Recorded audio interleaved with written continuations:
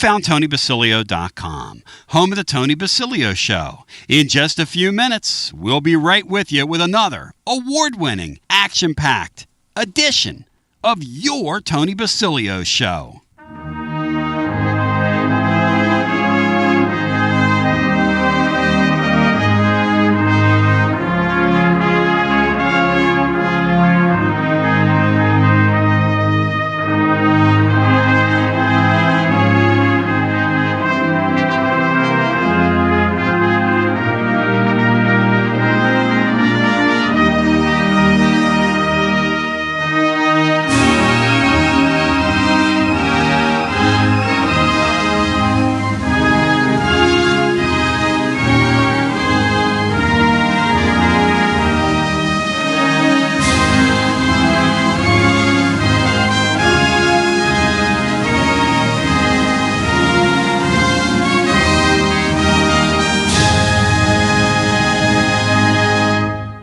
You found Radio Free Tennessee. Your Tony Basilio Show will begin momentarily.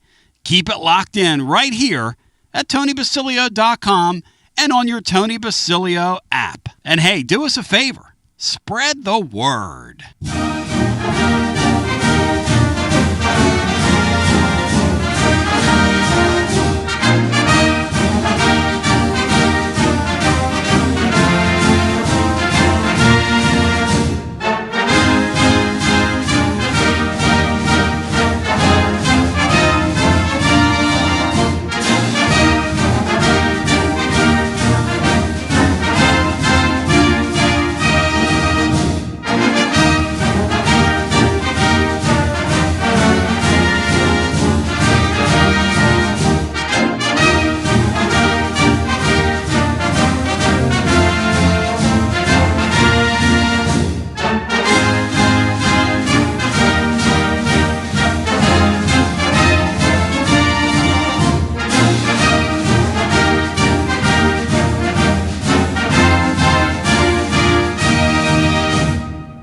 Another award-winning, thought-provoking, action-packed edition of the Tony Basilio Show is coming up next. Tips are always appreciated here at TonyBasilio.com, home of the Tony Basilio Show.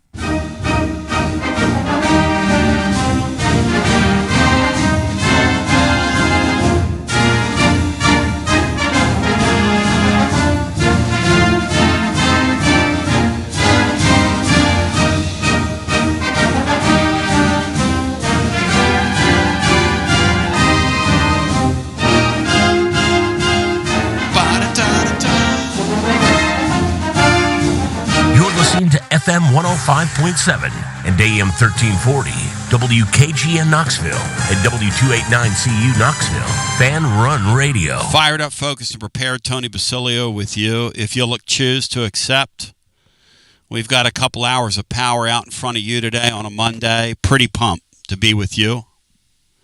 Pretty jacked up. Not going to lie to you.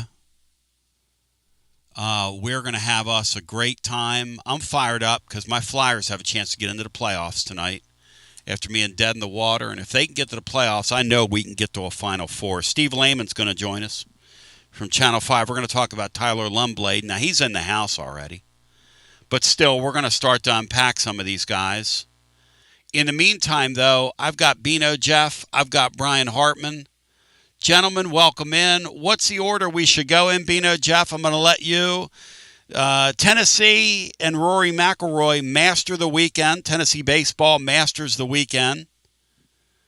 By the way, shout out to Boy Billy from Harriman, who I met the other night. Big old guy. He's got my legs growing out of his arm sockets. And Boy Billy from Harriman, shout out to him. Shout out to Marky Boy Griffin. Did we have an unbelievably great time the other night down at Side Hustle? Boy, that was a fun venue to play down in the Old City. Did we have a great time down at Side Hustle? Boy, what a jubilant, fun evening that was. So, pretty pump. We've got, I want to encourage you to go check out the blog today. You're not going to get better stuff on the portal than you get today on the blog. It doesn't exist anywhere. I'm sorry, I didn't do it. You can go behind any paywall you want to go behind, but it's a funny thing about the portal because nobody knows anything about what's going to happen in the portal. Visiting with my people over the weekend and last night, everybody, hey Bino, where we want to go first? Portal, baseball, or Tennessee's need for a quarterback? Where you want to go, Billy? Bino? Tony, let's go portal, baseball, and quarterback in that order. Portal, baseball, quarterback. Okay, and somewhere in there, we'll also do portal, baseball, court. Yeah, we got to do that. Some of that stuff on the defensive end as well, as Josh Hype will finally address that, the Coleman situation. God, which people were all over me about last week. Are y'all going to relax now that we know it's a real story and Hype will address it? Are we going to all relax? All right, let's start with the transfer portal in basketball. First of all, it was a fait accompli on Friday. It was a foregone conclusion. It was all over but the shouting. Trilly and everybody. And I love Trilly, but Trilly has no idea because nobody has any idea that Tennessee had lost one of their big targets and that one of their big targets was going to go to Michigan. And, of course, who am I talking about, Bino, but the kid from? Wake Forest. The kid from Wake. The juke joint. Okay? The juke joint was going to go to Wakey and Bakey, as they say in the trade. But you know what? That's not the case. That's not the case. And the reason it's not the case is, well, I can't get into the reason. But there is a reason. So, coming out of the weekend, the Vols have spent about $6 million total. Now, here's what I'm going to tell you. Rick Barnes met with the two big shots over the weekend. And he's got a commitment now north of $20 million. Tennessee's got a whole lot of money. And they're looking for love. A whole lot of money, and they're looking for love. Okay? Rick Barnes is right in the middle of this. They went and saw Juke Harris yesterday, not just Barnes and his basically the GM, Barnes and his entire coaching staff went and showed Juke Harris the love yesterday. The entire staff. And it's going to come down to Tennessee, UNC, Michigan for him. The entire basketball world projected him to Michigan because they assumed that when he went to Michigan, he was going to commit. I said on the air on Friday, and I'm not saying Tennessee's going to get him, but I said on the air on Friday that it was not going to happen over the weekend. I said don't count the Vols out on Friday when we left the air because I knew they were visiting with him. Now, I wasn't allowed to say that at the time, but I knew they were visiting with him, and I'm going to tell you right now, they've dug in their heels on him. And I believe that if need be, they'll outbid whomever for him. If it comes down to money, Rick Barnes is locked into this thing. Locked in and loaded into this thing. And Bino, Jeff, I'd like your opinion on how aggressive Rick Barnes is being and how he even went back to the big money people and said, I want the dough. Well, you've been saying from the first day, Tony, that this is that they're all in to put together a really good basketball team, and that seems to be exactly the direction they're going. And I think one thing that we all forgot when he went to Michigan, I think we're thinking with old minds from the days when you wanted the least amount of people to know possibly that you were getting money. Now these agents and these families, they want to see and hear every offer. They're probably not rolling in to their first stop and signing like they used to. Yep. And look, Nega Dave, who is a fatalist and a catastrophizer, was on here Friday telling me it was over for him. It wasn't over. Now, Tennessee wanted to get the first visit with him, just like they wanted to get the first visit with the kid from Alabama, who was supposed to be their, well, he was supposed to be theirs. He went into the portal with a do not contact, but he's supposed to visit at some point this week.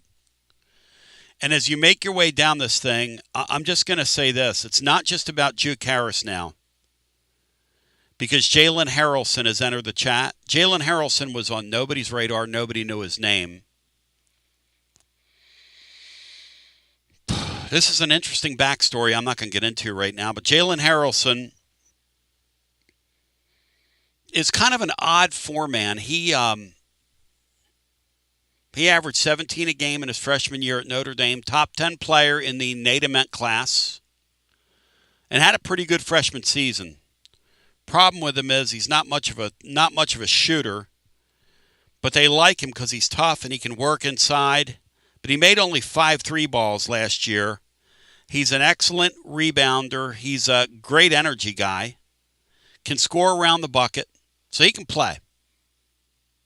He played on a bad Notre Dame team last year.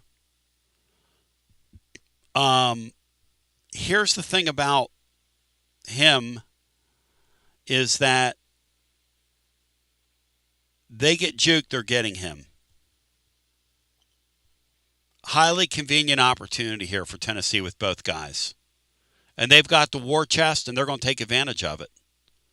As I told you before, it's our belief that coming out of the weekend, the Vols have around $14 million left to spend and maybe 15 or 16 before it's over.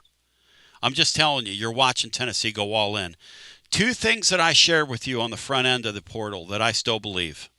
1, they're going after different types of players now than they have in years past, and they're going after offensive players. Most of the guys that we've talked about so far, now PG1, the guy I'm referring to as point guard 1, is not in the portal yet. Point guard 1 is a great player at both ends of the floor. And I think point guard 1's the linchpin to the whole thing. If you don't get point guard 1, we're not going to be able to claim quote-unquote super team status. I've said that from day one. I'm going to remain steadfast in this. But the kid that Tennessee really wanted, the big man, and I can share this now because he's off the board, was the guy from TCU. TCU lost one of their big men to Texas. The second big man they wanted went into the portal. TCU tripled his pay, and he went back to TCU, where he's going to be down there on the same campus with the young lady that Candace Parker tried to deliver to Queen Kimmy, but Queen Kimmy's too busy playing in the 300s to play with the number 2 player in America. No offense to Queen Kimmy. But Rick Barnes is giving Natement vibes over Juke Harris right now. Last year he rolled his sleeves up and he beat Duke heads up. Now, Nega Dave is not, and the Nega Daves of the world are not going to acknowledge that because they're not. I don't know. It's not in their narrative. They're the Barnstormers. They don't like Barnes. I don't know. But let me tell you something. Jukey baby, Jukey baby, Jukey baby. Barnes has him on the front burner. And Barnes is rolling up his sleeves, and Barnes is a fighter. Is Barnes showing you something, Bino? Yes, Tony. He's shown me something the last several years. For an old dog learning new tricks. But I think this time he's really gone away from what his core principles have been in the past. Yep. And people laughed at me, Bino. They were scoffing at me last week, and that's fine. I take the blows. But I remain steadfast in this. They are attempting to put together a super team. That's still on the table, by the way. The second thing is, not only are they attempting to put together a super team, they have the war chest to do it. And the third thing that I remain steadfast in is that they're going offense first. All these guys are offense first. I was talking to Maury Hanks today. Maury said, well, I'll tell you this, Tony. He said, these guys are all offensive players they're going after. He said, that's undeniable. Lumblaid guy couldn't defend me. The kid from Alabama, they're looking at the wing. He can't guard anybody. This guy from California, Maury was talking about the other day, kid from Cal, he can't guard anybody. Now, Bino, did this head coach play around with those types of players before? Did he even fool with those guys, Beanstar, let alone commit them? Well, I think he had been willing, Tony, to do it for one guy, but it appears that now if this comes to fruition, that he's decided he's going offense first and teach them all defense if that's what he has to do. Rodney Kraft with a super chat. Who told you last week not to give up on the basketball balls? You, Rodney. And Rodney with a $10 super chat. Rodney, you're right, man. I'm going to learn to listen to you. You're a smart man, and thank you for the $10 tip this morning. That does my heart some good after we've taken some shots here recently. All right, let's go now to the Newsmaker hotline because we're going to break it down with Steve Layman. Steve Layman now joining us as he dials in. This is an award-winning sports anchor, News Channel 5 in Nashville. He has seen the great Tyler Lumblaid as part of this wonderful Belmont team. Belmont's had such a great run under Casey Alexander recently. He was now on his way to Kansas State. And Lumblaid, Tennessee got him on campus, got him committed, and did it quickly before Casey Alexander even knew what hit him. They got him, a couple weeks back now. Steve Layman, as I welcome you in, it's great to talk to you. In this transfer portal era, Steve, something that happened 2 weeks ago seems like it was 3 years ago, if you know what I mean. Oh, 100%. You look around at rosters in college basketball today, and you hardly recognize the teams that even played in the NCAA tournament just a couple of weeks ago. And certainly that's the case at Tennessee, where you got 6 guys who've entered the portal. You already have 3 guys who've announced that they're coming to Knoxville to join Rick Barnes, and certainly Tyler Lumblaid is a nice centerpiece of that. I don't think he's going to be a star player necessarily in terms of I doubt he's going to be the leading scorer. I doubt he's going to be the number one playmaker, but man, does he draw a lot of attention from defenses. In my mind, he is the best pure shooter in college basketball. So if you leave him open, he's going to make you pay and has the potential to go off and hit 6, 7, 8, 9 threes in a game. And if you want to really try to avoid that and you put all the attention on Tyler, well, then that opens up the floor for everybody else.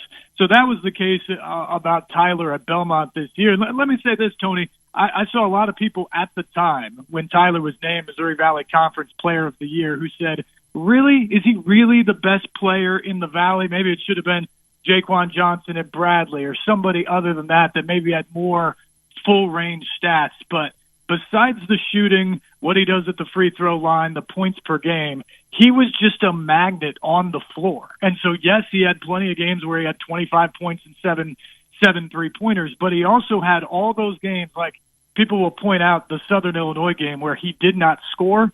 Well, guess what happened in that game? Everybody else went off, and they were able to win that game on the road in a difficult environment that night because Tyler Lumblaid commanded so much attention. It basically became 4-on-3 on the rest of the floor. And that's another nice thing to say about Tyler, too, is he's not necessarily an I have to get mine guy. Nice. He's very willing to play the team game to open things up for everybody else on the floor. Steve Layman joins. We're unpacking Tyler Lumblaid. Look, I know he fell a couple weeks ago, and we got our eyes on all these other stars in the galaxy. But the truth is, this is one of the centerpieces. Steve, everybody talks about him, and one thing that freaked Barnes out was that he doesn't need a lot of space to get a shot off. He's got a very quick release, and he can flat out shoot it in confined spaces, which they think will play at the SEC level. Your thoughts? I 100% agree. Very quick release to get it off. And what he also does is he is constantly moving. He uses screens and ball movements as well as any college shooter I've ever seen. He is not a guy that just sticks in the corner and needs a guard to penetrate and kick to him, and then that's where he does his damage. He is always on the go. He uses screens. He takes a handoff off a screen and shoots off the move as well as anybody I have ever seen at any level. And so I think that's a real weapon for the Tennessee offense. Whoever is the primary ball handler is going to have a guy that spaces the floor like nobody else in college basketball. And you're then going to have the ability to run counters and direct plays for Lumblaid as well. There's a lot of different ways to get him the ball, but usually the result is the same. He's going to get a pretty good look with his shoulders square, and when that happens, he has the potential to be deadly. Do you think he was going to be leaving Belmont regardless of whether Casey Alexander got a job somewhere else? I think so. I mean, you never say never, and the way the season ended for this group, I do feel like there was a little bit of unfinished business for a lot of those guys.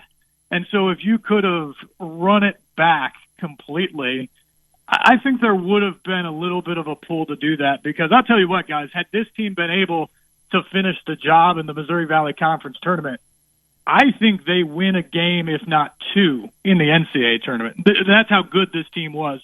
Number one in the country in effective field goal percentage. They were top 50 in defense in the second half of the season as well. They could have done some damage in the NCAA tournament, which is why the loss against Drake in the Valley tournament was so disappointing. But that being said, Tyler kind of made a commitment way back at the end of last season when he really went off in the second half of the year that you guys did me a huge favor, because I'm sure you guys know the story by now. He was a walk-on at SMU. He earned the scholarship. Then Tim Jankovich retired. He lost the scholarship under the new coaching staff. He transferred to TCU as a walk-on. He was given a scholarship because they had an extra one available. They out-recruited the numbers they had, so he was going to lose it at the end of the year. And he thought after a couple of seasons of college basketball, I'm not sure I'm going to get another opportunity. I may never get to play in college basketball the way things are going. And it was the middle of the summer 2 years ago when he showed up at Belmont on the recommendation of Tim Jankovich. And Casey Alexander said, I don't have a scholarship available for you, but let's see what you can do and what happens. And he put on one of the best shooting displays the Belmont coaching staff has ever seen in a workout. As, by the way, the team was funneling in for a summer workout, and the guys were like, who is this kid? And Casey said after that workout, I can't promise you anything, scholarship, playing time, or whatever, but I will promise you this, you will get what you earn in this program. And Tyler certainly did that, and after earning a starting spot and playing very well in his first season, he, I think, made a commitment that because you guys took a chance on me, I'm going to come back. I'm not going to be one of those guys who's constantly moving. I'm going to come back next year. I'm going to finish my MBA. I'm going to get another degree, and we're going to have a great season. And he did. He was the conference player of the year. But I think there was always the possibility that after this season, he was either going to pursue the NBA or the professional basketball opportunity, or he was going to look to cash in and make the type of money that just isn't available at Belmont or a Missouri Valley school. Steve Layman joining us, News Channel 5, beautiful Nashville. Steve, you're talking about that workout. William Pattison of the Playbook, who follows us here on Fan Run Radio, said that the guy shot 170 shots that day. He had somebody that was in the gym. He made 164 of them. Now, that was under serious pressure of a coach giving you a tryout. Imagine going out there and having that kind of day in an open gym.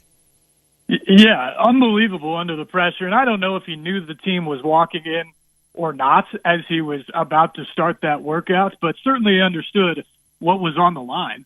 And he just walked out there and knocked him down. And you mentioned that workout and some of the numbers there. He had a stretch last summer in a workout preseason where he made 174 of 179 around the world. And I think it was like 12 minutes or something like that. And just, I mean, yes, it's an open gym. You're shooting on air, but how many guys in the world can pull off numbers like that? And you guys know this too. Belmont is one of the best shooting programs. Yep. Over 3 decades in college basketball. They have made more three-pointers than anybody else in Division I since they joined in 1996.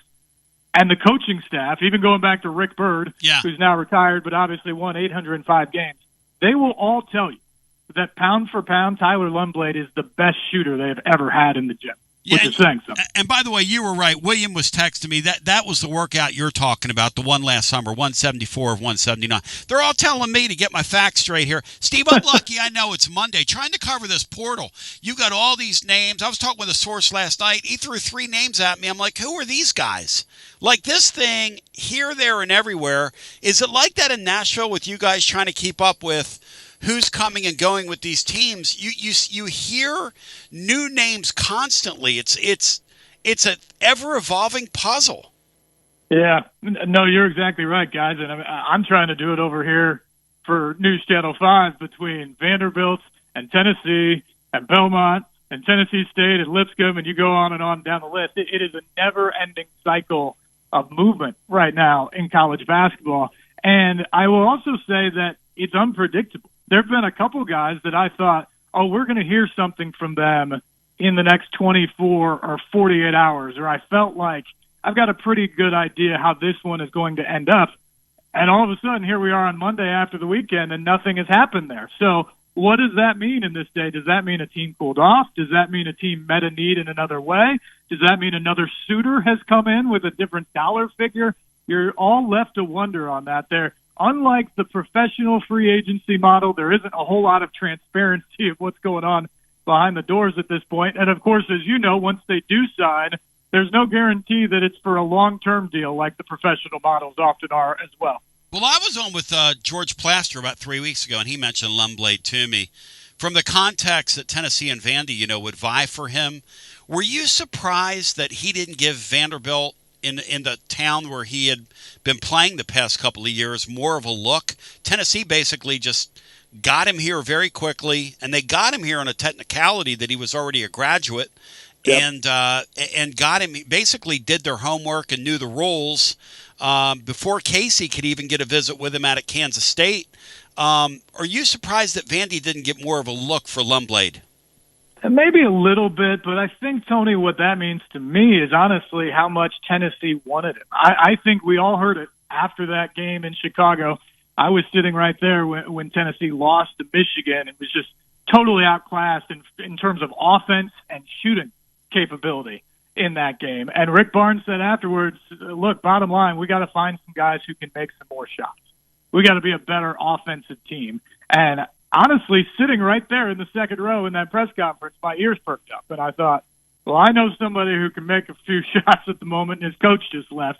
I wonder if this could be a fit. And sure enough, I think that's what Tennessee identified is here is a guy who can knock down shots as well as anybody. He's not going to be your only piece by any means, but man, is he a good piece to put into an offense that needs to find some better outside shooting and needs to put up more points next season. And I think there will be some comparisons to Dalton Connect, and I want to caution on that. Tyler's not that big.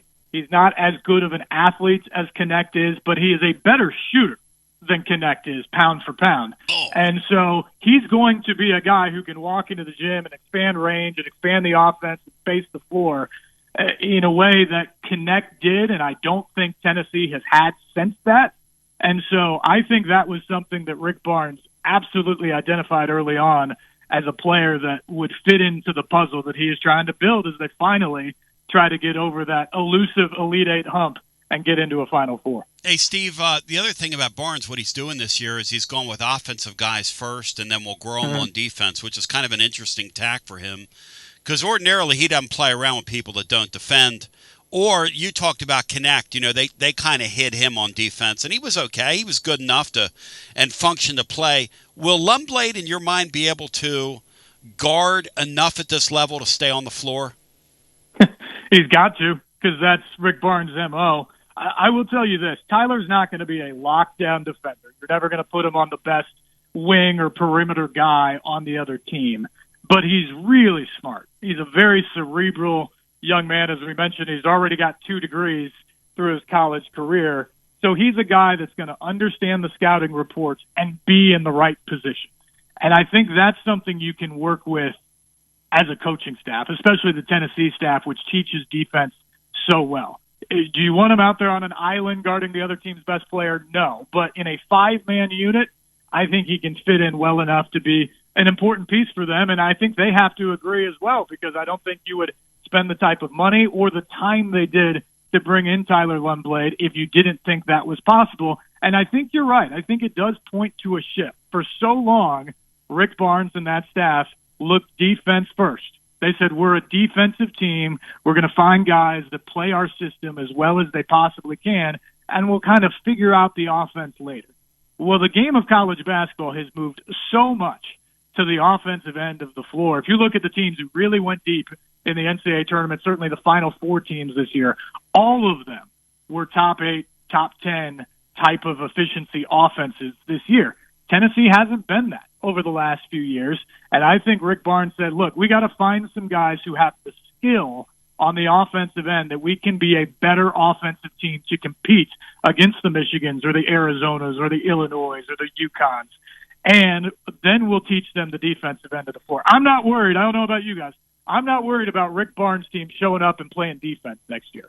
I am worried about them scoring enough points to beat the truly elite teams, and I think that's what they're working on. Steve Layman, you're the man. I mean, you brought it to the table. You fired me up today. You got me totally – I'm ready to climb the walls in here after your appearance. Is there anything else you'd care to add? And if the living listener wants to watch what you do or reach out to you on social media, how do they do so? And I thank you, my friend. Yeah, at Steve Layman on all the social medias. If you want to follow, that's SteveLayman. And then News Channel 5 and newschannel5.com in Nashville is where most of the work is. And I'll just say this. As someone who also calls all the Belmont games, either TV or radio, Tyler Lumblaid is a true joy. He's on the short list of great kids in a program that is full of great young men. He's on the short list of great ones that have come in as a person, not just a basketball player. So I think Tennessee fans and the people who will cover Tennessee will enjoy him as a shooter and an offensive player and a guy on the team. But I think you'll also really enjoy the character of the guy that Rick Barnes just brought into the Tennessee program. Steve, thanks, man. God bless you, brother. Good talking to you. You bet. Take care, guys. We appreciate it. Enjoy your week. The great Steve Layman. Brian, you hit a home run, man. I mean, you're even getting like people over here in the YouTube chat, Brian, these miserable B words, are all fired up, focused, and prepared with what you've just done. This guy is drawing universal praise. Bino, the man said, a better pure shooter than Dalton Connect. Does Bino Jeff Henderson buy that? Bino Jeff. I'm gonna buy that, Tony. Oh! And I'll say this: we've had great scores. We've had very good basketball teams. Yep. But I'm not sure we've had a great shooter in the Barnes era here, and this guy could be that. Bring me the weave and heave. Go! Bring me the weave and heave right now. Go! Yeah, and look, I'm quoting those numbers from the gym. I got the wrong workout and the wrong numbers, but other than that, it was pretty good. You like it being, you like me in the details, Beanstar, but eventually the truth comes out. I mean, Tony. Prior to replay, right? Neighborhood area stuff is just fine. By the way, we're pre-replay guys. By the way, Smokey Vaughn wants an update on Terrence Hill. I'll give you that. We'll also get into the roster composition, where they're going. And we got to talk about this quarterback thing, because I got to tell you something.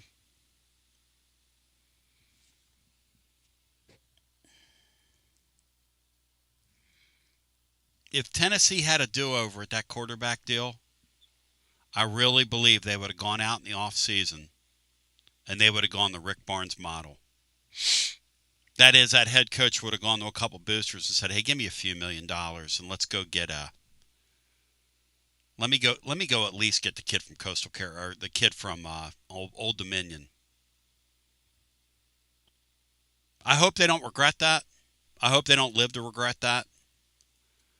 I'm not going to speak in absolutes and say, "Hey, we're in trouble at the quarterback." I'm not saying that.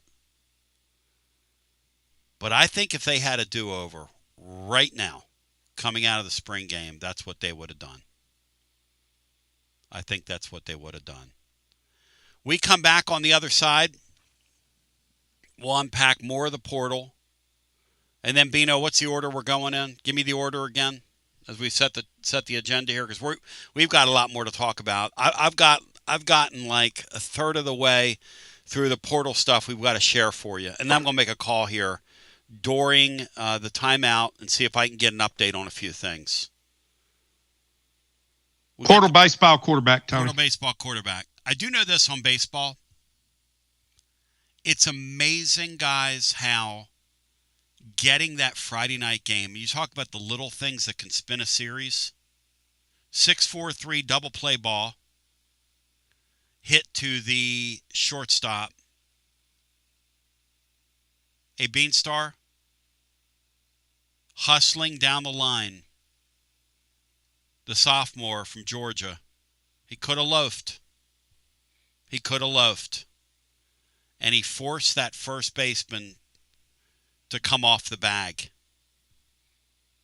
He hustled. He beat the play. Small things. Little things, Tony. Little things. Man. That baseball team did a bunch of... Matt Dixon was on yesterday with Will Heflin. They did about 45 minutes. And we're going to replay that when the show's over today, because a lot of you were watching the Masters, and that's cool. Now, I went back and looked last night. The power of replay. We had several thousand people hear it on our replay, on our backline, we noticed. So people hit the show. Thank you. Garza Law Extra Innings. And now that we're 7-8 and have some life, that's just a show that's going to grow through the spring. And then I noticed that over even on YouTube alone, right around 1,000 people heard us, went back and rewatch a replay. Hey, or watch the replay. It's there for you if you want to check it out. We aim to go hard in the paint for you here. That's what we do. We aim to go hard, even on a Master Sunday. And let me tell you something about Heflin, the chef. The chef loves his golf. He loves his baseball balls. He loves his golf now. And they did about a 45-minute wrap-up, took some great calls, got in, got out. And he said, "Is that okay?" I said, "Chef, you're competing with the Masters. I mean, it's a tradition unlike any other." Just like in baseball, you know what a tradition is unlike any other in college baseball particularly?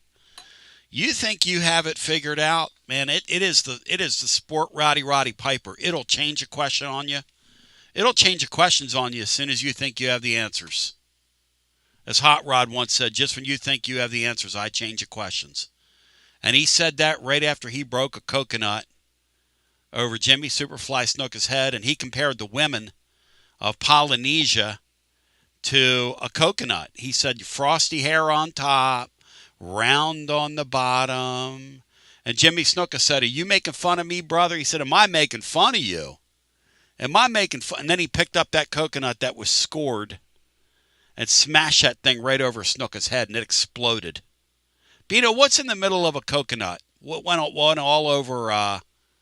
It went all over Jimmy Snuka when he hit him with it. What's in the middle of a coconut, guys? Do you all know? Milk. Is that milk? Yes. We continue with more. We come back. There were so many crucial little things that happened in Tennessee's baseball series over the weekend.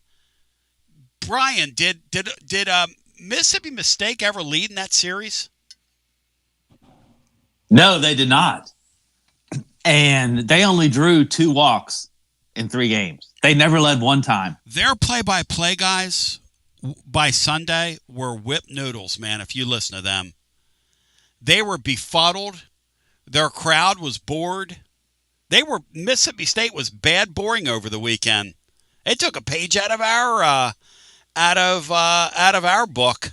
So we could I didn't know milk was in the middle of a coconut. You guys just taught me something. As we continue with more on all these years, who knew? I didn't know. We continue with more on the other side. We'll continue to unpack the portal. We'll get into the baseball series.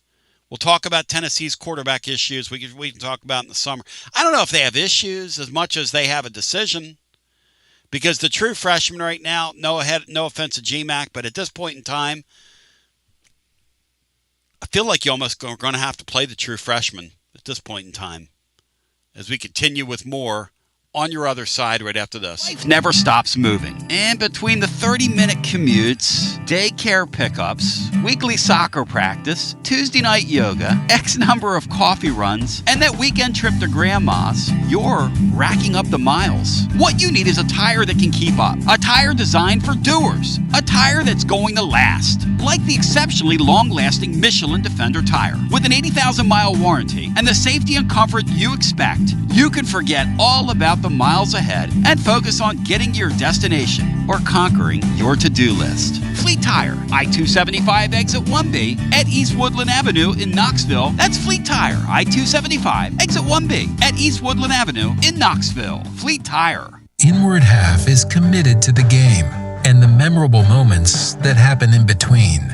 From the tee box to the tailgate, from the green to the big game. For the first birdie with Dad, the first big win with Mom. Friday night lights, Saturday superstitions, Sunday traditions. Fall into the comfort and unparalleled performance of Inward Half. This fall, enjoy the walk-in. Are you tired of hiding your smile because of crooked teeth? At Knoxville Smiles, we've got the perfect solution. Invisalign. No metal, no wires. Just clear, comfortable aligners that straighten your teeth without anyone noticing. Eat what you want, smile with confidence, and see results in as little as 6 months. Call us today for more information about Invisalign, 865-539-1776. Or just visit us online at knoxvillesmiles.com. Smile brighter with Knoxville Smiles. Fan Run Radio, where Big Orange Country comes to talk sports. Start your morning off with your daily dose of talk sports with John Reed and Cody McClure from 8 to 11.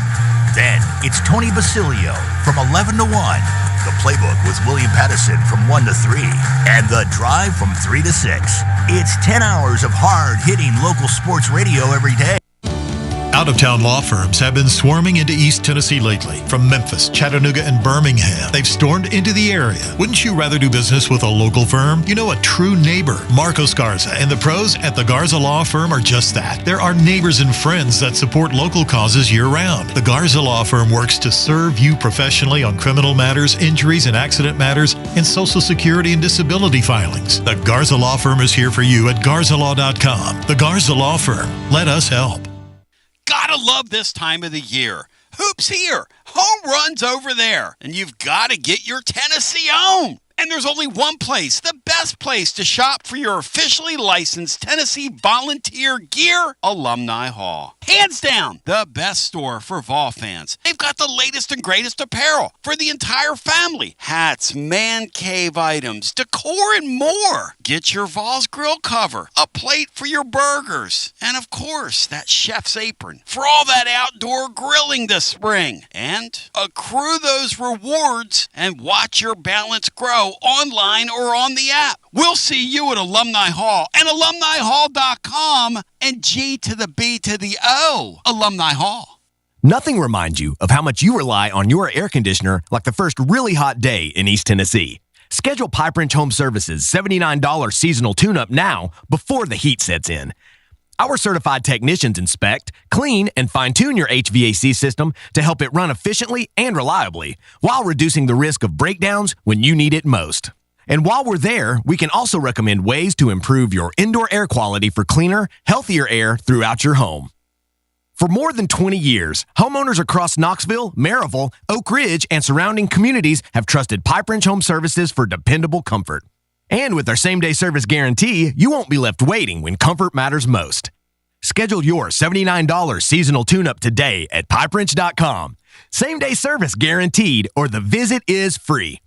Offer valid on standard systems only. Visit pipewrench.com for details. It's baseball time in Knoxville. Your Knoxville Smokies are back in action and back home next week. Join us for a week packed full of fun with All You Can Eat Wednesday, our Knox Vegas Thirsty Thursday with half-off draft beers. Come dance with the Smokies and fireworks on Saturday, and we're halfway to Halloween on Sunday. Woo! What a week! Reserve your seats now at SmokiesBaseball.com. Knoxville Smokies! It's always magnificent. Mondays on the Basilio Show, presented by our friends at Fleet Tire. I-275 exit 1B at East Woodland Avenue in Knoxville. Fleet Tire, I-275 exit 1B at East Woodland Avenue in Knoxville. And now, back to B. All right, Bino, tell me this. Tell me this, Bino. Tell me this, Bino. Where are we on our syllabus? Because I need to know. I need to... Bino's my eyes and ears today. Well, Tony, you've already talked some about the portal. Okay. If you have anything left with that, that's where we're at. You want to skip around? If we're through the portal issue, then we're on to baseball. Do you want to skip around? Yes, you skip, Tony. You're talking skip. Go. Baseball team back alive, guys, and then we'll go back to the portal. Unless what do people think? I'm gonna let these YouTubers decide. We got 250 or so people on YouTube, which is a pretty huge number, by the way.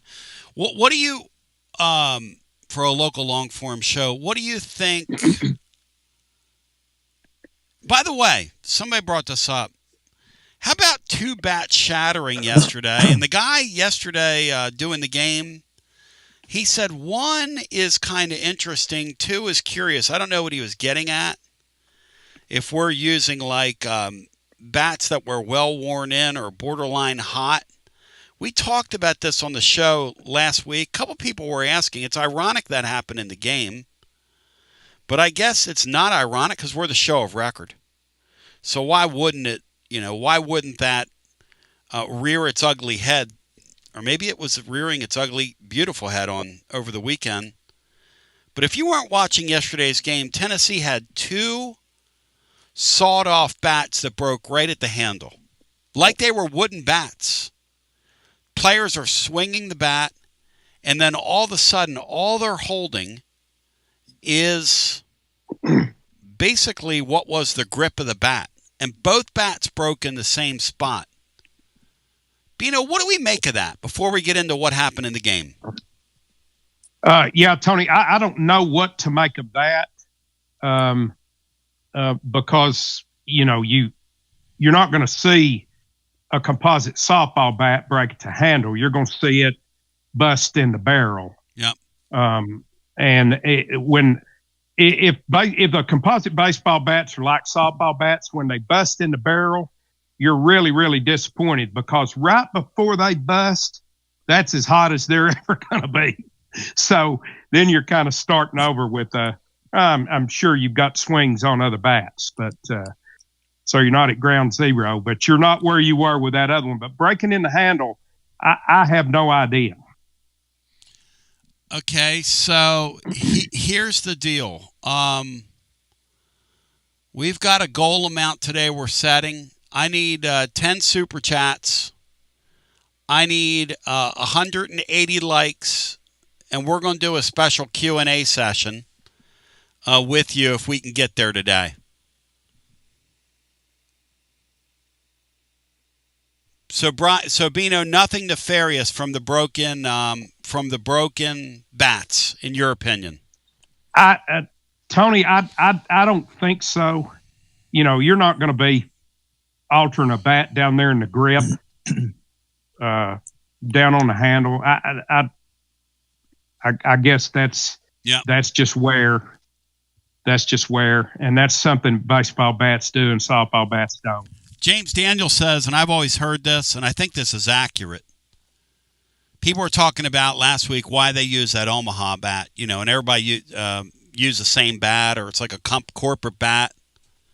The chef was telling me right before those bats break, they're as hot as they're going to be. Yes. This new type of technology, and the kids believe that. And whether it's real or not, the kids believe it. And if it's real. You think it is? Oh, there's no question. I just told you, Tony. Right before a bat bust in the barrel, it's as hot as it's going to get.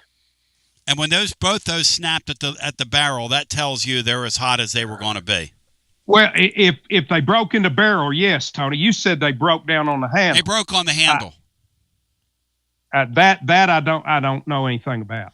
Jeff, but when your bat cracks in the barrel, yep, to where it can't be used anymore, right before it cracks is as hot and as much elasticity as you're going to get out of one of those composite bats. Jeff Harrison said the two-piece composite sometimes will break at the fault line. Bino, can you speak to the fault line? Yes, in a two-piece bat, I can see that. I can see that. Although the two-piece ends right up at the very bottom of the barrel, so I still don't know about down on the handle at your hands. That I don't know. Salty Vol said, Bino just said it, Basilio. Aren't you listening? And the answer is obviously not, but it's a Monday and we're doing our best. All right, let's go through the series, Bino. Your thoughts on what we witnessed on a series where, and Matt will have a full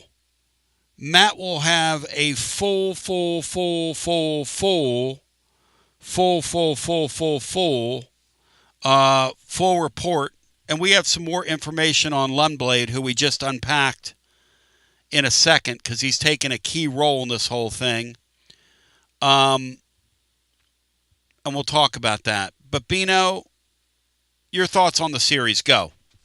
I'm so pleasantly surprised, Tony. Mm-hmm. I did not think this team had it in them to win a series on the road, let alone to sweep a series at a place like Mississippi State. Tennessee was the better baseball team in every phase from start to finish over the weekend. They swung the bat much better up and down the lineup than we've seen to this point.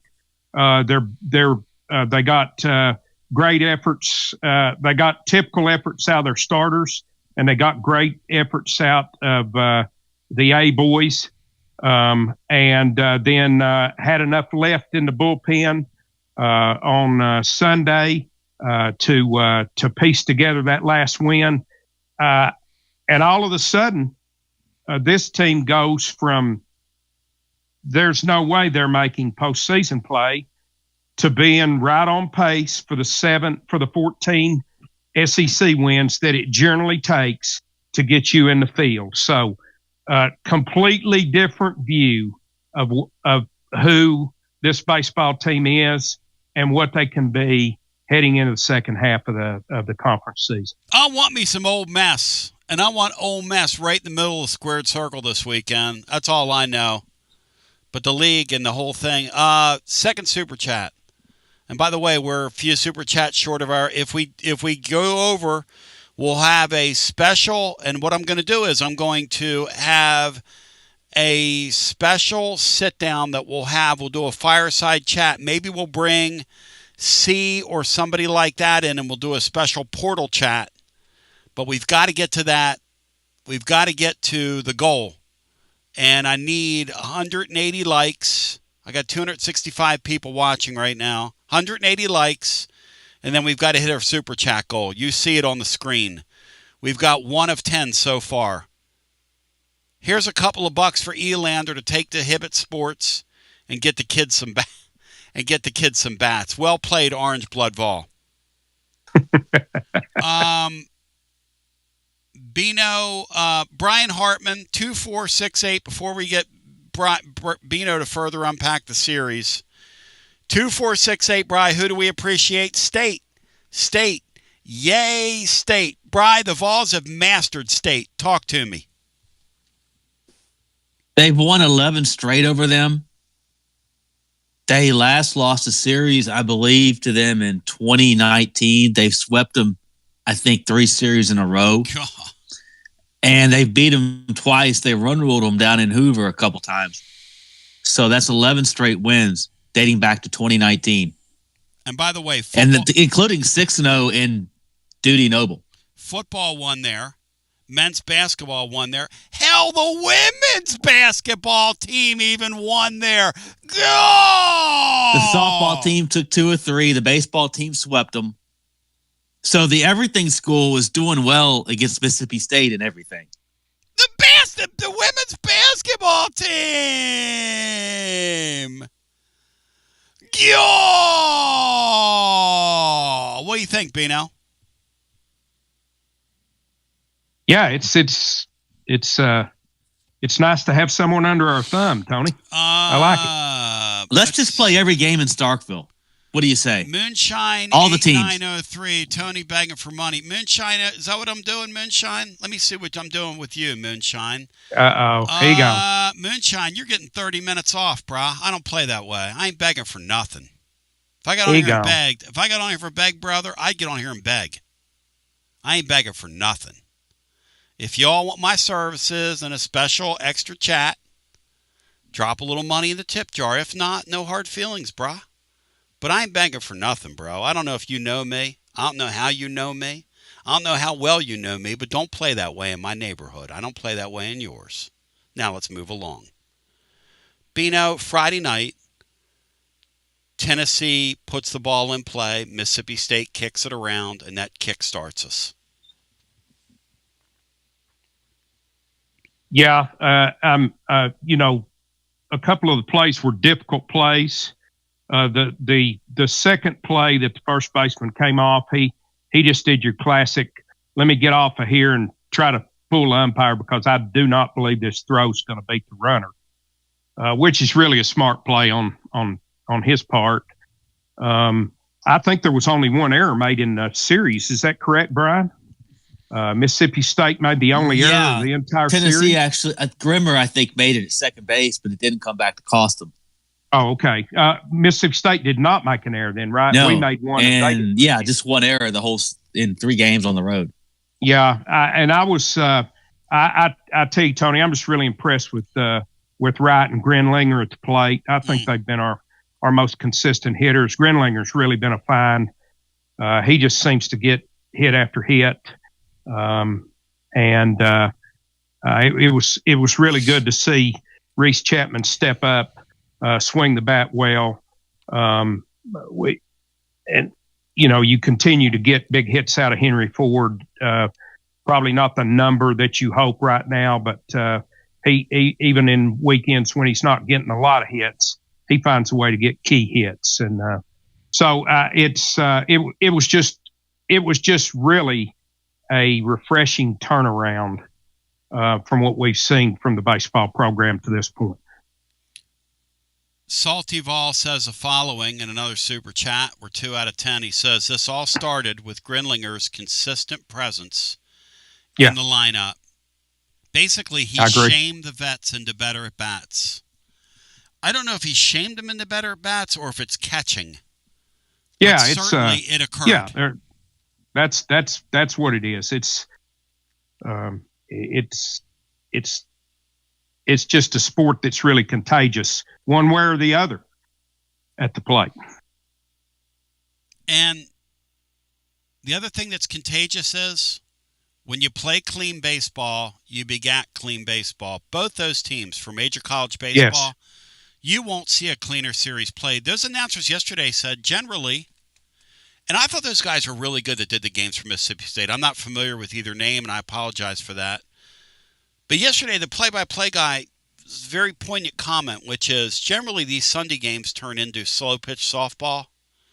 He said in this game with the starting pitching, when those 2 guys were grooving into the 6th, it literally took like an hour and 15 minutes. And even the latter innings, there was very little traffic. Tennessee, I thought, worked the bullpen masterfully and they cycled through 3 or 4 guys, and they had those arms because they had only used 5 pitchers for the weekend up till that point. It was a real luxury the Vols had. And listen, this Appenzeller guy has the lowest ERA in the league, and for good reason. He's damn good. He's their best pitcher. He might be the best pitcher in the league, Bino, and he's a true freshman. Yeah, just a really, really solid performance again from him. And I just our entire staff. We struck out 32 and only walked 2. Just an amazing weekend from the Vols, and much needed.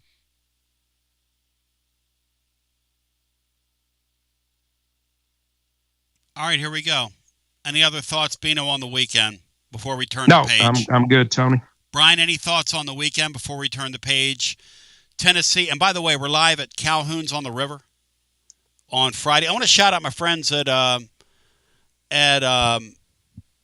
Andrew's Physical Therapy over in the Carter community. They're having a barbecue on Friday. Shout out to Mike and Mary Michael Jordan Andrews. Those people saved my life last summer, and I'm shouting them out today. Shout it out loud. Get out and see them Friday afternoon after you stop by and see us over at Calhoun's on Friday.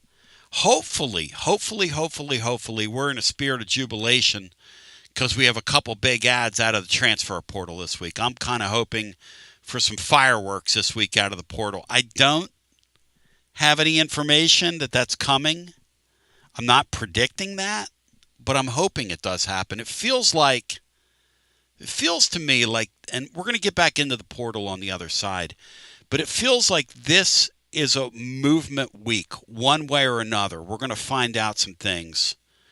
And the Tennessee's got to get some kind of, I don't want to use the term finality, but it's almost like, and you've been there before, guys and gals listening to me, you almost need to define your relationship. You know what I mean? You ever been there? Like, hey, what are we doing here? And with point guard 1, this target, Tennessee's got to get some sort of definition. Like I said last week, in a perfect world, point guard 1 would have jumped into the portal. It didn't happen right away. And they would have gotten point guard 1 on campus this weekend. Point guard 1, here's your $6.5, $7 million, whatever it's going to take. Because I think Tennessee's committed to that. And then you build your class from there. And then you tell the juke, hey, we've got a real juke joint for you. But I've got to say that the 2 Mississippi State announcers that did the series over the weekend, I thought were really, really good, really fair, really respected the game. Brian, any other thoughts on the weekend? Well, we don't want to go any further without mentioning that Carlin Pickens threw a 7-inning no-hitter that was replayed on the Jumbotron during the spring game and drew the loudest applause of the day.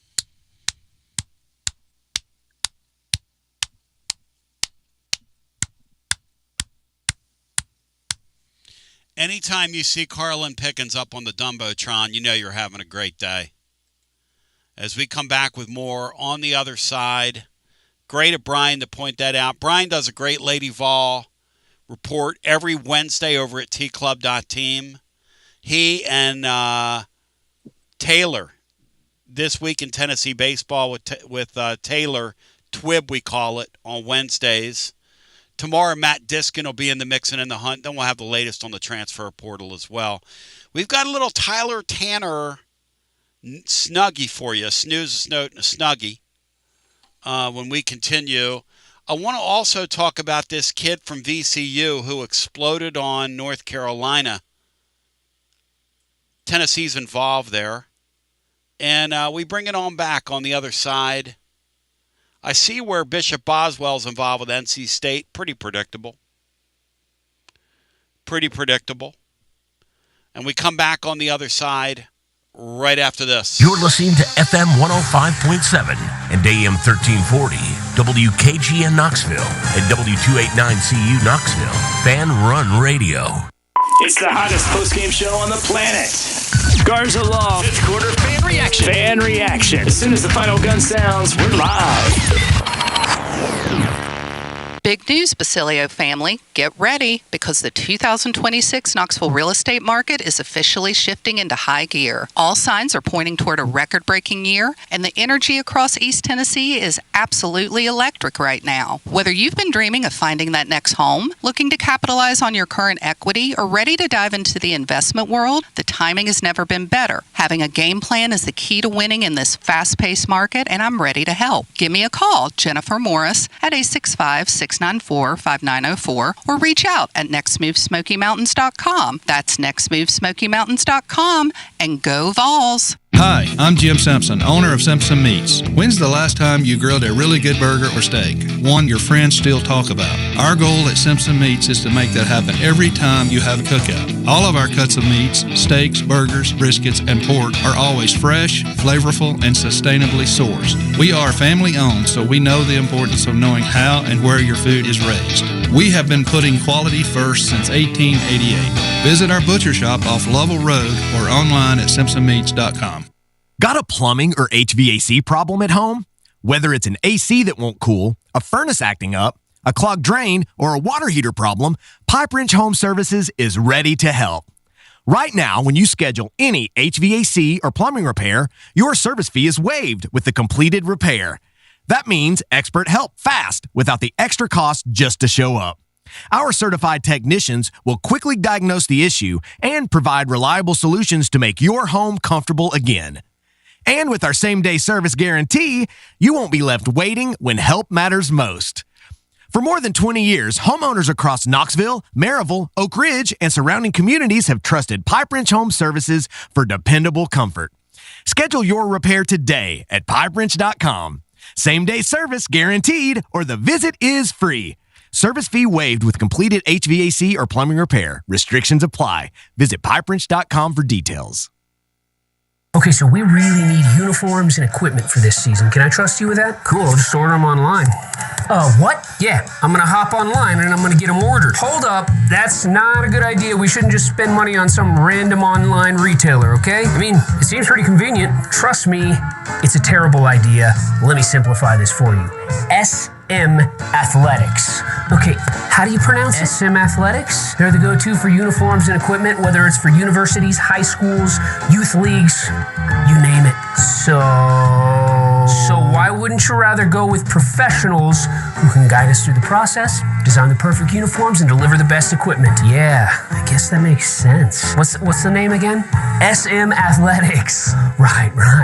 It's definitely smarter to go with a company that emphasizes customer service, fair pricing, and, of course, excellent products. Exactly. So, yeah, I guess it's settled then. For uniforms and equipment for all sports, it's SM Athletics. When a dangerous, overgrown, or storm-damaged tree is threatening your home, your car, or your family, don't risk it. Call ECR Total Landscapes, your local tree-cutting experts. From precision tree removal and trimming to emergency storm cleanup, ECR Total Landscapes has the equipment and the experience to get the job done safely and efficiently. Call today to set up your free estimate, 865-384-2012, or just go online to ecrtotallandscapes.com. Josh Collins at Collins Insurance Agency. At Collins Insurance, we strive to ensure our customers receive better coverage along with bigger savings. Our community is important to us. We want to provide exceptional service to our customers. Anybody can provide great rates, great coverage, but can you also get great service? And hey, don't just take my word for it. What's up, everybody? Zakai Ziegler here. My family turns to Collins Insurance Agency for the best service, coverage, and price. So don't just go online and get some random insurance. Experience the Collins Insurance difference. Like he said, experience the Collins Insurance difference. CollinsInsuranceTN.com. CollinsInsuranceTN.com. And hey, their Mama ZZ approved. CollinsInsuranceTN.com. Thank you to Josh Collins and ZZ. One more thing, Tony. Go Vols! Yeah! Yeehaw! I've been hooting and hollering ever since I started betting with the VIP Play app. VIP Play has more than 200 leagues, every bet type you can imagine, live betting and live hosts, all with 24/7 support from real live people when you need them. Start betting better with the VIP Play app today. Don't be a better, be a better with VIP Play today. VIP Play coming soon. Gambling problem? Call 1-800-889-9789. Must be 21 plus and located in Tennessee to bet. Chilio here, and my friends at Carnes Motor Company started with a dream over a quarter century ago. I met Rob and Brian back when I still had hair, and they were working at a huge dealership in West Knoxville. But they told me back then they wanted to sell cars on their terms, and I wanted to do radio on my terms. Their terms, just like my terms, are ultimately your terms. In both cases, you're the winner. A Car Guru's National Award winner with a 5-star rating on all sites, just like our Vols. Everything about buying a car from Carnes Motor Company is no hassle. They specialize in high-quality pre-owned vehicles between the $5,000 to $25,000 range, and if you need to sell a car, they'll either buy your car or they'll help you sell it. Carnes Motor Company also has a top-notch service department. Therefore, every vehicle is rigorously inspected and serviced prior to delivery, so you're guaranteed to get a quality pre-owned vehicle every time. If you need a place for service, they've got you covered. Come be a part of the Carnes Motor Company family and tell them you heard about it from me. Online at carnesmotor.com, Oak Ridge Highway, 1 mile past the Carnes light. Carnes Motor Company. It's always magnificent. Mondays on the Basilio Show, presented by our friends at Fleet Tire. I-275 exit 1B at East Woodland Avenue in Knoxville. Fleet Tire, I-275 exit 1B at East Woodland Avenue in Knoxville. And now, back to B. Sabino, there was a guy chatting over on our YouTube chat as I welcome you back for hour 2. And I've kind of never seen his name, but there's a bunch of people showing up because we're growing like a weed. Walton was telling me our numbers are exploding. They're like shooting through the roof. And I should be like really hospitable, to people that aren't familiar with the show. Unfortunately, it didn't work out that way for him because I didn't like his tone and his tenor. Compared me to some person on YouTube. Let me tell you something. First of all, I do this professionally. That's one. And I ain't begging for money. Okay? If I wanted to beg for money, I'd get on here and beg for money. So I didn't appreciate the comment, and I blasted that person. Now, Bino, he was new to the, what did they say in the old R&B song that you and I like, and Miss You, the rap? He's not hip to the hip. What is the thing that he says there, Bino? He's not hip to the hip talk. Playing J-O-B, baby. Got 8 hours a day. All overtime I can get. All right, so I just had a Freudian slip. Okay? Y'all got my brain because everybody in this chat is asking me about Tyler Tanner from Vanderbilt, okay? What I meant to say is I have a snooze, a snout, and a snugget about Tyler Lumblaid. Now, I'm sorry. I hate to do that to you. I know. Bino, you ever done that? Have you ever done that? Just about every time I'm on here, Tony. You're thinking about one thing, and then you kind of go, okay. I want to go through the composition of the team right I did not say Tyler Tanner. I did not say that. No, I did say Forget it. that. It slipped out of my mouth. No, just tell them you didn't say it. Well, no, I'm not doing that. But everybody's what, and I'm just like, look, man, here's some Lumblaid intel. This is how committed this kid is to getting it right this year. We had a guy on an hour ago talking about Lumblaid. And I had somebody internally involved in the organization text me this, and I'm going to read it to you.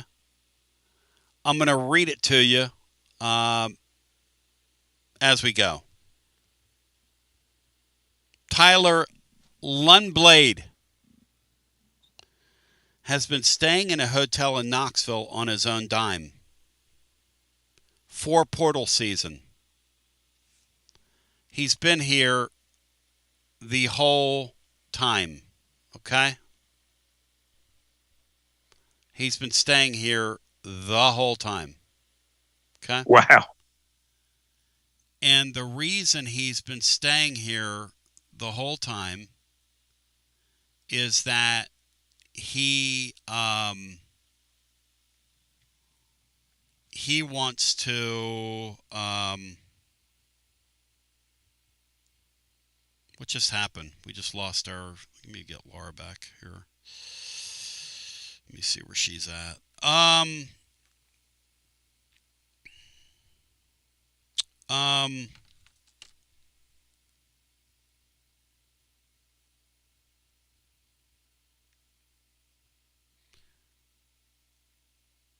He's helping out with the recruiting stuff, Beanstar.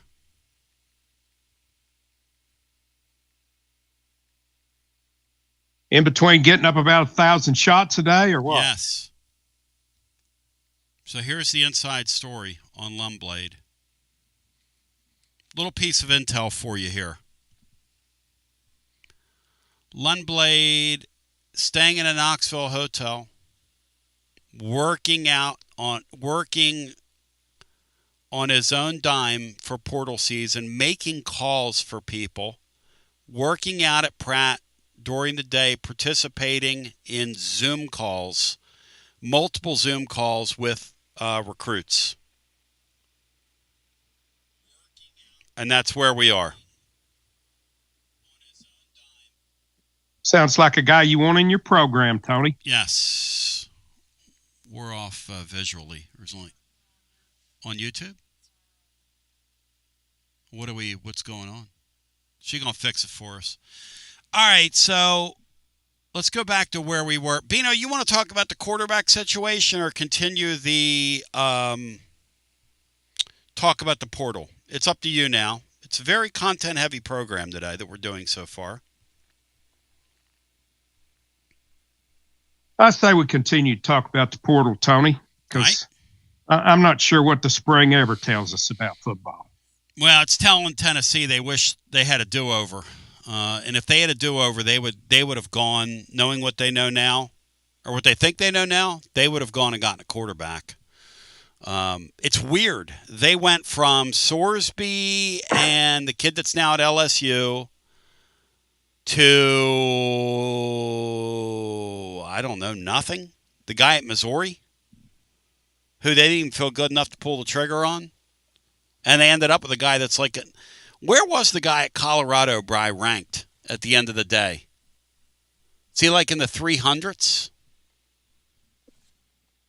You got to look way down to see his name. Tony, didn't it tell Tennessee a couple of years ago that Nico was like Randall Cunningham? Didn't it tell them last year that they didn't have any wide receivers? Bino. Don't shoot. Bino, don't shoot. Bino, don't shoot the messenger. I didn't do it, buddy. I'm just saying. Isn't that the Bino, message? Bino, I'm just saying Bino, spring football is not real football. I didn't do it. I know. Spring football is not real football. Chris Brown was just listening to Ramon Foster in Nashville. He was saying he was surprised by how fast Faison Brandon was running with the football. Faison Brandon's a hell of an athlete. And that might be what happens this fall. You might have to put him out there to run for his life. I love guys that can make plays with their feet at this level. I love guys that can make plays with their feet. Bino, the GMAC guys had a rough spring, man. I don't know what to tell you. I didn't do it. I'm sorry. Yeah, I'm not arguing that. I'm saying I think we'll find a quarterback that can run this offense. If it's Faison or if it's somebody else. Maybe they should have. Maybe they won't be what they could have been had they have gone heavy in the portal for a veteran guy. I guess that's what we'll see. Yeah, and that's kind of my thing is I'm watching and I know it's less players, okay? So please don't. I don't want to go do this, okay? I know it's less players, okay? But I just kind of get the feeling that if they would have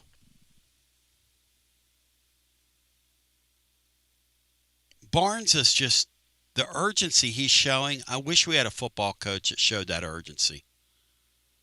I know it's less players. I know it's not a fair thing to say. You people are going to say I'm hating on hype. Well, I'm not hating on anybody. I'm just making an observation.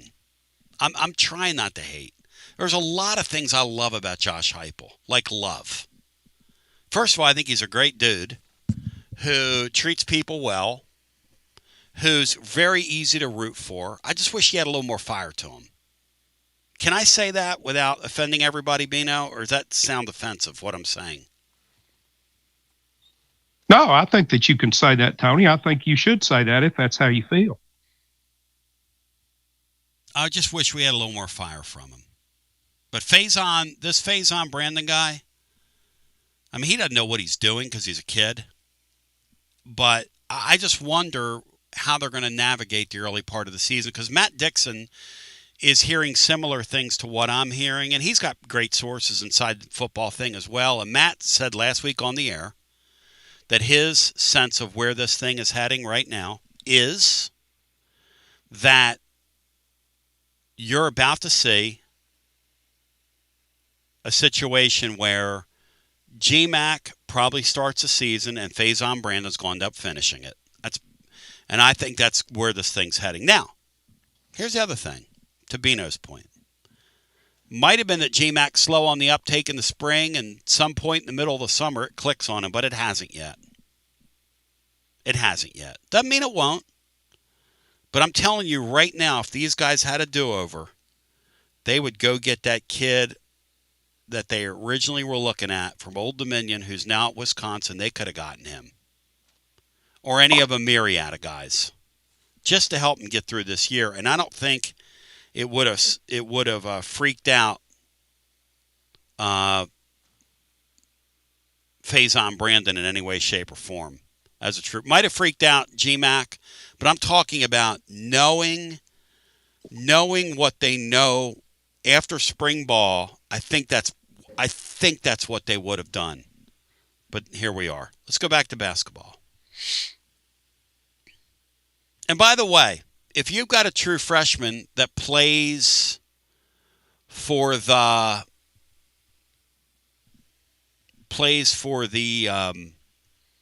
a bulk of your season, not the worst thing in the world in the SEC, points you ahead to 2027, which I think could be a great year, especially if that kid shows some promise. To me, 2027 right now, and it's a long ways away, okay, but I'm going to say this out loud, feels like a year that no matter the record, you want to be playing really well at the end of the year and give us all a sense that this thing is heading in the right direction in 2027. Fair statement, guys. What do y'all think? Yes, I think that's fair, Tony. But, Bino, I do like the call out and the call back to last year. And by the way, I let them fool me with the whole thing about the intel on the kid that's now at UCLA being the second coming of Michael Vick. So, hey, guilty as charged, as Bino said. I thought we weren't going to do this over spring ball, as Bino said. And here I am doing this over spring. He's right. To a degree, he's right. Because there's such a concern about this McIntyre guy that I have to also be honest with the listener in real time. But Bino is right to say to me, hey, wait a second. What happened to, and that's a relationship he and I have. You heard it was getting a little, I don't want to use the word testy, Bino, because we're past that, aren't we, buddy? No, it still gets there, Tony, but it doesn't stay there. Right. Coastoval says, lay that praise on Faison. Lay that praise on Faison. Heupel has the urgency of a DMV clerk. The only thing that will get him fired up. The only thing that's going to fire him up is once his seat is hot enough to ignite In Barnes we trust. Now, Coastal, I didn't say all that. But I do think that if you had a football coach that had a little more fire to him, you could move these big boosters into doing more than they're doing. Barnes shows that. Bino, did you ever think we'd be on here talking about a transfer portal haul that they could pay north of $20 million for? Which I am saying that out loud. I do believe that's at his disposal. No, I mean, we're not that far removed from the terminology Barnes transfers. That's exactly right. Which did not have. And I love my boy Lou Evans, Limited Lou, who, by the way, you were going to see in this year's edition of The Bachelorette, but did you see, Brian, where it got canceled, The Bachelorette? Oh, no. Yeah. What am I going to do? Well, the woman that was involved in it was a flat freak. She, I don't know, I don't want to speak ill of others or cast, what do you call, bear false witness against her, but she had some kind of freakazoid blow up on her former husband. And it was such a freakazoid blow up that it forced them to do what? Cancel the show. In 2026, if you have to cancel a reality show,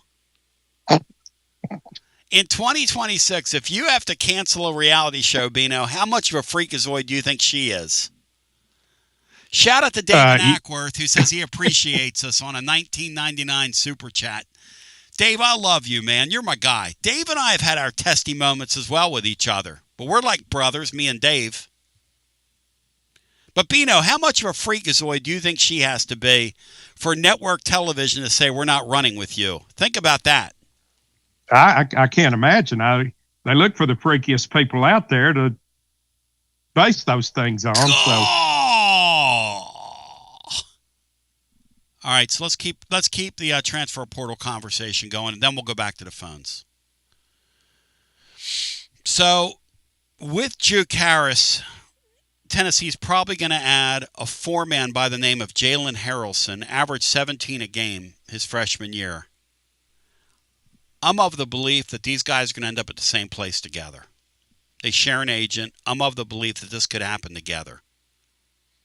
It's a highly convenient opportunity for Tennessee to land both guys. One thing that needs to be said, the whole basketball world, and I was telling you to cool out on Friday. I told Nega Dave on the air, who I'm proud of Dave. I coached Dave up, and he actually had a call on here where he, I had to, just kind of coach him up. He wasn't wooden literal, and he wasn't insane on his phone call Friday, but he was still convinced Friday that the Vols were going to, how do you say this, Beanstar? Strike out, be left on the outside looking in, be in a world of hurt. Then we go to the phones here. North Carolina has entered the chat for Juke Harris. That concerns me more than Michigan does. Juke Harris, North Carolina? Juke Harris is an in-state kid. He is the first guy that North Carolina's new head coach, Mike Malone, reached out and touched someone for, which has to be an honor for that kid. That's heady stuff for that young man. Now, sure. Does heady stuff equal what Tennessee's willing to pay him? Because Tennessee is all in for Juke. There's something for Juke. They're down south juking. If you want to give me a little Skinnerd. Something for Juke, Bino. What are we doing for Juke? You don't puke for Juke. You're in something for Juke. Something that begins at J. They're jumping for Juke. They're something for Juke. Let's move along. They're jonesing for Juke. They're not puking. Hopefully they're not puking for Juke. They're jonesing for Juke. The Vols are jonesing for Juke. Jonesing for Juke. Nega Dave reporting that North Carolina's out. It's down to us in Michigan. I don't have that nega, Dave. I'm glad you do. But you are the same guy, Dave, on Friday, and I love you to death, that told me he was going to Michigan on Friday, and it was done, and we weren't even going to get to Monday. But, Dave, I love you. You're my guy. But that's not my information, Dave. So Tennessee's jonesing for Juke. Probably will have a update heading. I just tried to get an update. One of my sources, one of my great ones, is there any update? And he said, I don't have one. Move along. Terrence Hill. Terrence Hill's interesting. Terrence Hill from VCU.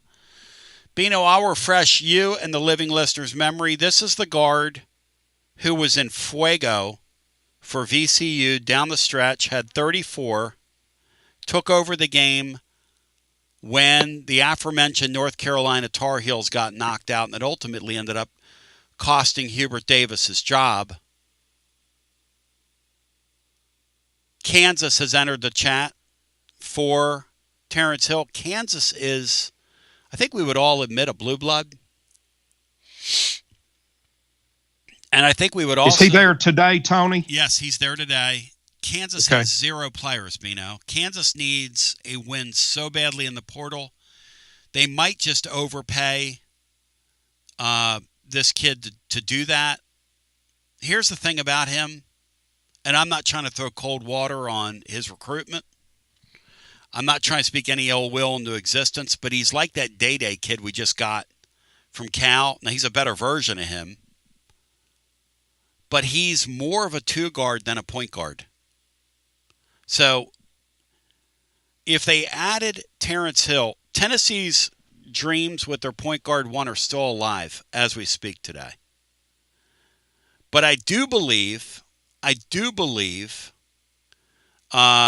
Tennessee is, I do believe that when it comes to Terrence Hill, he's going to come in on Wednesday. At least that's the plan. Tennessee's hoping for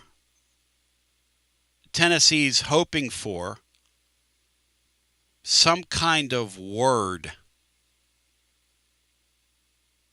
on their point guard one. They've got to get to the point with point guard one that they're chasing where it's either, look, you've got to either relieve yourself or get off where you are. We've got to know, man. We've got to define our relationship here. We've got to go public. We've got to go on social media together and tell the world that we're together, you know? It's time to put our relationship out there on Facebook.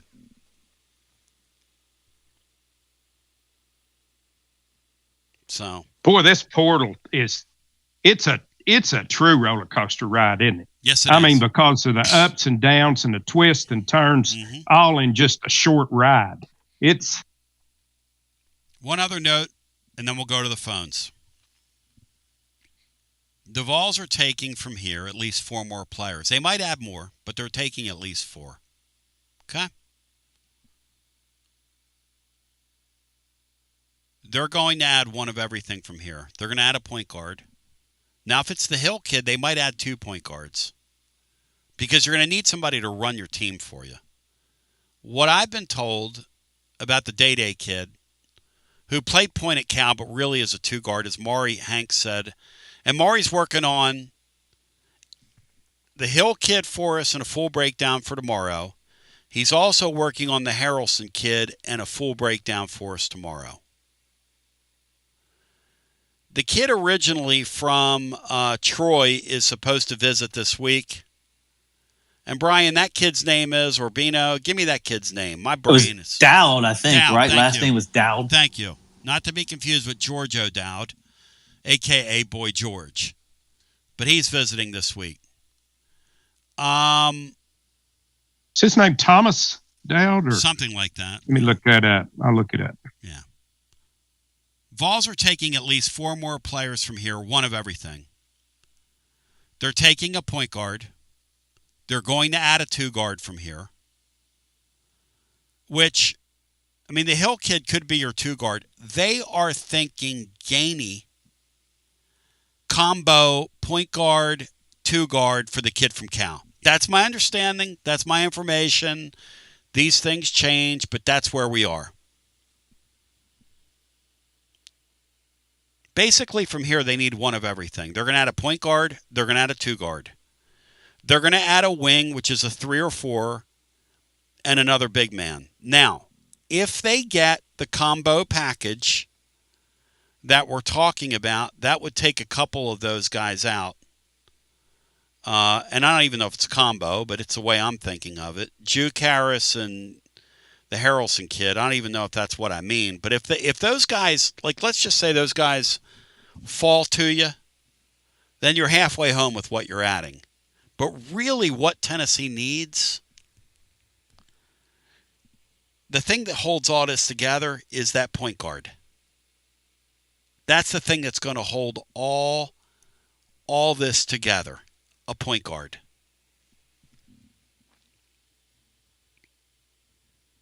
So let's go to the phones. On the court and off. You got to have a point guard, Bino, right? Yes, you do. I mean, yes.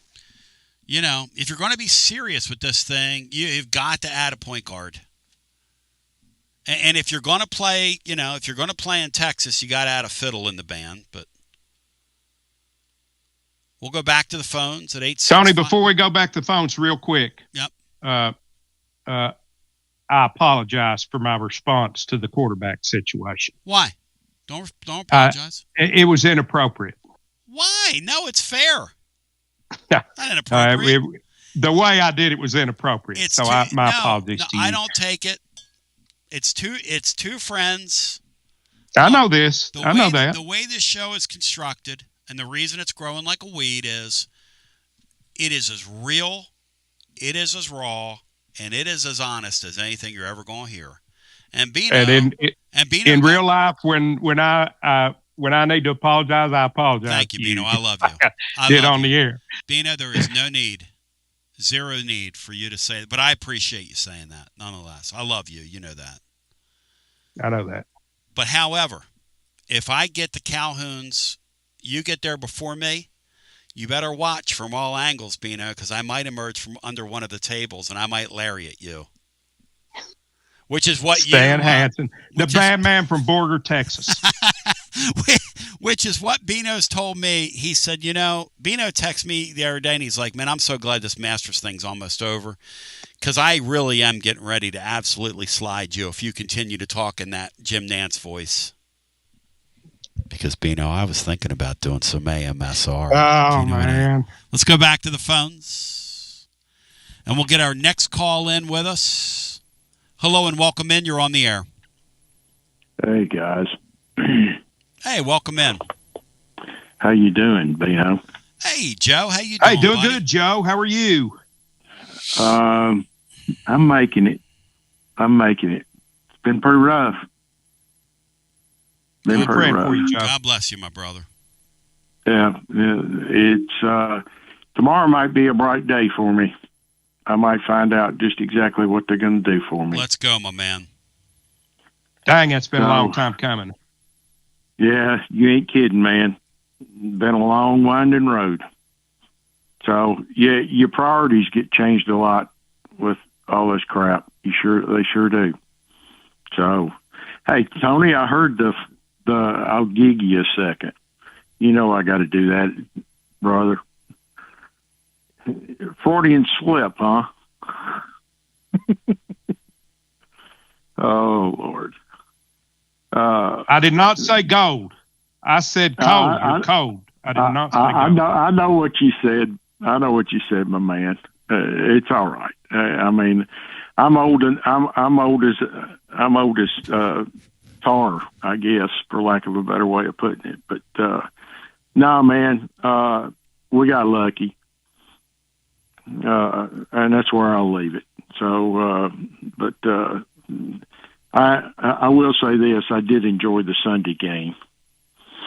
How'd y'all turn out over the weekend? This past we weekend? stunk it up.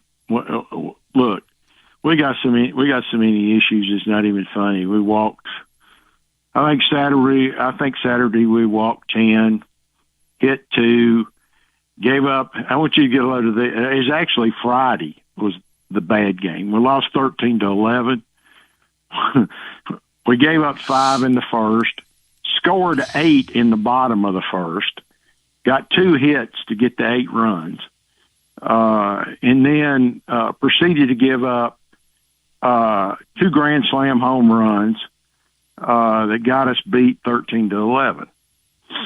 Saturday we lost 6-5, and we hit 3 guys and walked 9. Wow. So, yeah. When it goes at this level, man, baseball's an ignorant game anyway. Oh, yeah. When it turns on you at this level, it can really turn on you in a hurry, even with these SEC teams full of all these showcase kids. Well, here's the thing. It's going to get worse next year, starting next year, when they reduce the roster. You're going to get rid of all these grandfathered kids, for lack of a better way of putting it. And you're right. You see, right now, I think they can carry up to, 40? Yep. Okay. All right. Those 6 are going to go away. Those grandfathers are going to go away. Yep. And you're going to be playing with 34 kids. So you think about that. I've got a couple friends that are steeped into the baseball thing that believe Tennessee's 1 or 2 pitchers short. They kept too many position players this year and don't have enough pitching. And that's kind of what you're talking about. When you go to that 34 number, for real, you got to make decisions now. And there's not going to be as many guys on these benches like you see now. No. I mean, and I think you're going to see some kids like Todd Helton, type players. You're going to see some that are play a regular position and then pitch. Got to do that. You got to, or kids like this kid from the mid majors right now, who's been a revelation for Tennessee. He can play a multitude of positions and catch for you. And by the way, plays a hell of a center field. Bino, you ever seen a catcher play center field like that kid? You talk about a freaking athlete, man. Yeah, he's a super athlete, Tommy. He can run them down in center field, Bino. Yeah, that's an odd combination. Catcher, you don't see that very often. The other thing is if you get anybody hurt, that's the other you're thing. Screwed. That's what Tony told me. Tony told me about this thing. He said it's not thought out at all. He said nobody in our sport would ever sign off on 34 guys. He said we don't have a farm system to call people up from, like the major leagues do. He said, and the majors even have a 40-man roster. He said 34 is ridiculous. Well, and I gotta believe that the thing that's going on is they're cheating the spring sports, for lack of a better way of putting it, and letting the money sports, basketball and football, dictate everything. And I think you're going to see an even bigger divide.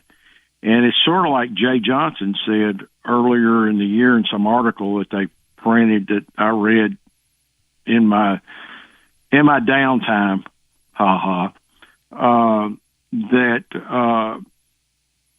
schools are going to have to make a choice about which sport they support. Some of them are going to support football. Some of them are going to support basketball. Some of them may or may not support baseball. But they're not going to be able to support all of them because there's just not going to be enough cash to go around. And I think the donors are going to say, hey, what are we doing here? I mean, I think the money's going to start drying up on them if they're not really careful. You mean in all these sports? Yeah. I don't know, man. These billionaires, it just means too much to them to talk to their friends. That's one thing I'm learning, because the amount of non-secretive nature of this stuff and just getting to the right people to talk to them. They love those people love telling people like me what's up. It's extremely important to them. They'll pay millions and millions of dollars in order to brag about what they're doing. It's I don't know if I understand it psychologically, but I don't have FU money, Vandy Joe. I don't have FU money, as they say. It's obviously it's an ego trip, but that's not really what's important. I mean, look, the kids are what's important, and everything's sort of gotten screwed up. I'm talking about college, all the way across the college situation. It's all gotten screwed up. And the priorities are all messed up. And I realize it's all about the money. It's always been all about the money.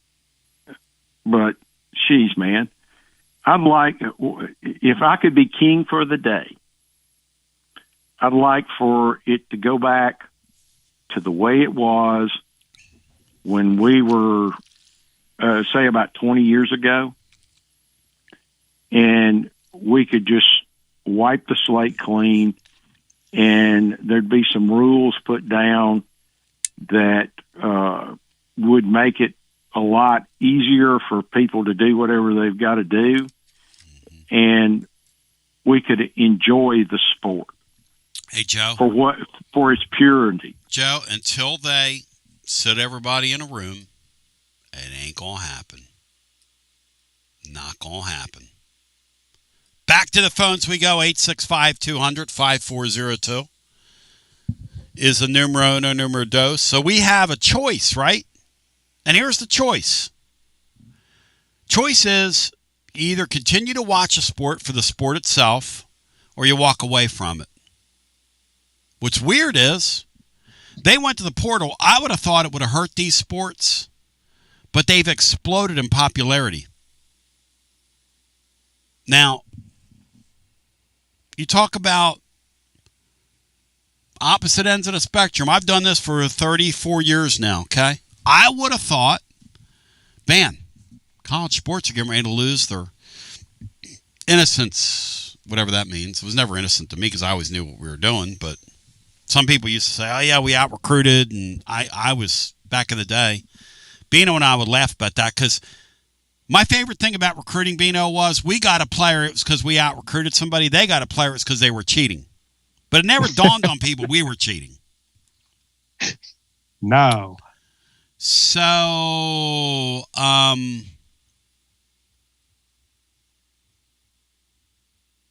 Vandy Joe, great call by you. Hope you feel better, brother. Hope you feel better, my friend. Hope you feel better. That back stuff, man. Whew, that pain is defining, is what that is. We'll come back on the other side. That's why I shout out the Andrews Physical Therapy and Mary Michael Jordan, who I sent a dear friend to recently, and she saved him. He was on the ground crawling around like I was. I mean, just crawling around on the ground.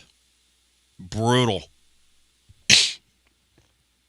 Like MDKA 4A. I miss Saban being a coach. I agree with that, Bino. You miss Saban? I don't miss him at Alabama, Tony. I kind of like him on television. I think he's really good on television. He's good at everything he does. At Alabama, he never smiled, and when he's on ESPN, he sort of has this upside down smile. He has this weird, he can't break a real one, Tony. He can't break out a real one. I mean, no matter what he does, he's talking about college football. He kind of has this upside down smile thing going. But we're going to take a brief timeout, come back with more on the other side. 865-200-5402, the number. All lines are jammed. As we're rolling with you on a Monday, Rockies fans, and continue after this. You got to dream about buying some land and building on that land? Well, Waterside Contracting is your ticket. 25 years of making dreams come true, Michael Scott. For hundreds in our area, custom homes or remodels, Waterside Contracting will build on your lot. They do incredible work all over the area. Structural integrity, quality without compromise. It's a way of life with Waterside Contract. Check out the wonderful work Waterside does. WatersideContractingLLC.com. Calnesforce.com when it's time for your dreams to come true. Quality without compromising. Waterside Contracting. College football fans, Chris Fowler here with the play call. This season, go for Dos with ice-cold, refreshing Dos Equis. It's more than a single play. It's a mindset. Think of it as a 2-point conversion for real life. Taking the risk, making the bold move. Whenever we get the chance to go big, we take it. On the field and off, always go for Dos with Dos Equis. Enjoy Dos Equis responsibly. Copyright 2024 Dos Equis Lager Especial Beer. Imported by Cervezas Mexicanas, White Plains, New York. Hi, I'm Jim Simpson, owner of Simpson Meats. When's the last time you grilled a really good burger or steak? One your friends still talk about. Our goal at Simpson Meats is to make that happen every time you have a cookout. All of our cuts of meats, steaks, burgers, briskets, and pork are always fresh, flavorful, and sustainably sourced. We are family owned, so we know the importance of knowing how and where your food is raised. We have been putting quality first since 1888. Visit our butcher shop off Lovell Road or online at simpsonmeats.com. Tony Basilio along with the great Mark Griffin. And we're here to talk about our friends at Performance Medicine. And Griff, their slogan, stay educated, stay healthy. That's you. Wow. I really like to think that, Tony, and I'd like to give Dr. Rogers a lot of credit because I definitely want to stay educated and healthy, and knowing that he's putting the time and effort in to make sure of my care, I want to encourage your listeners to put the time to learn and become educated and get to know Dr. Rogers and see if it can help with your health as well. And there's a really, really easy way to do that. In fact, they've got their own YouTube channel. You can see Dr. Rogers for himself with his staff. It's called The Performance Medicine Show over at the Performance Medicine channel over on YouTube. Also, more information at performancemedicine.net. To our friends in North Knoxville, a brand new location over in Fountain City, now accepting patients. So many ways to reach Dr. Rogers. And like they say, stay educated, stay healthy. Performance Medicine, online, performancemedicine.net. Located in Knoxville's historic Old City, Barley's offers great food, live music, the best draft beer selection in town, and now your new favorite place to watch sports. Their indoor projector is perfect for any weather, and they've revamped their upstairs area with more TVs to take in all of the action. Their menu features hand-battered chicken tenders, juicy burgers, fresh salads, and the tastiest pizza in Knoxville. You can enjoy their happy hour drink specials daily from open until 6 p.m. Barley's Tap Room and Pizzeria.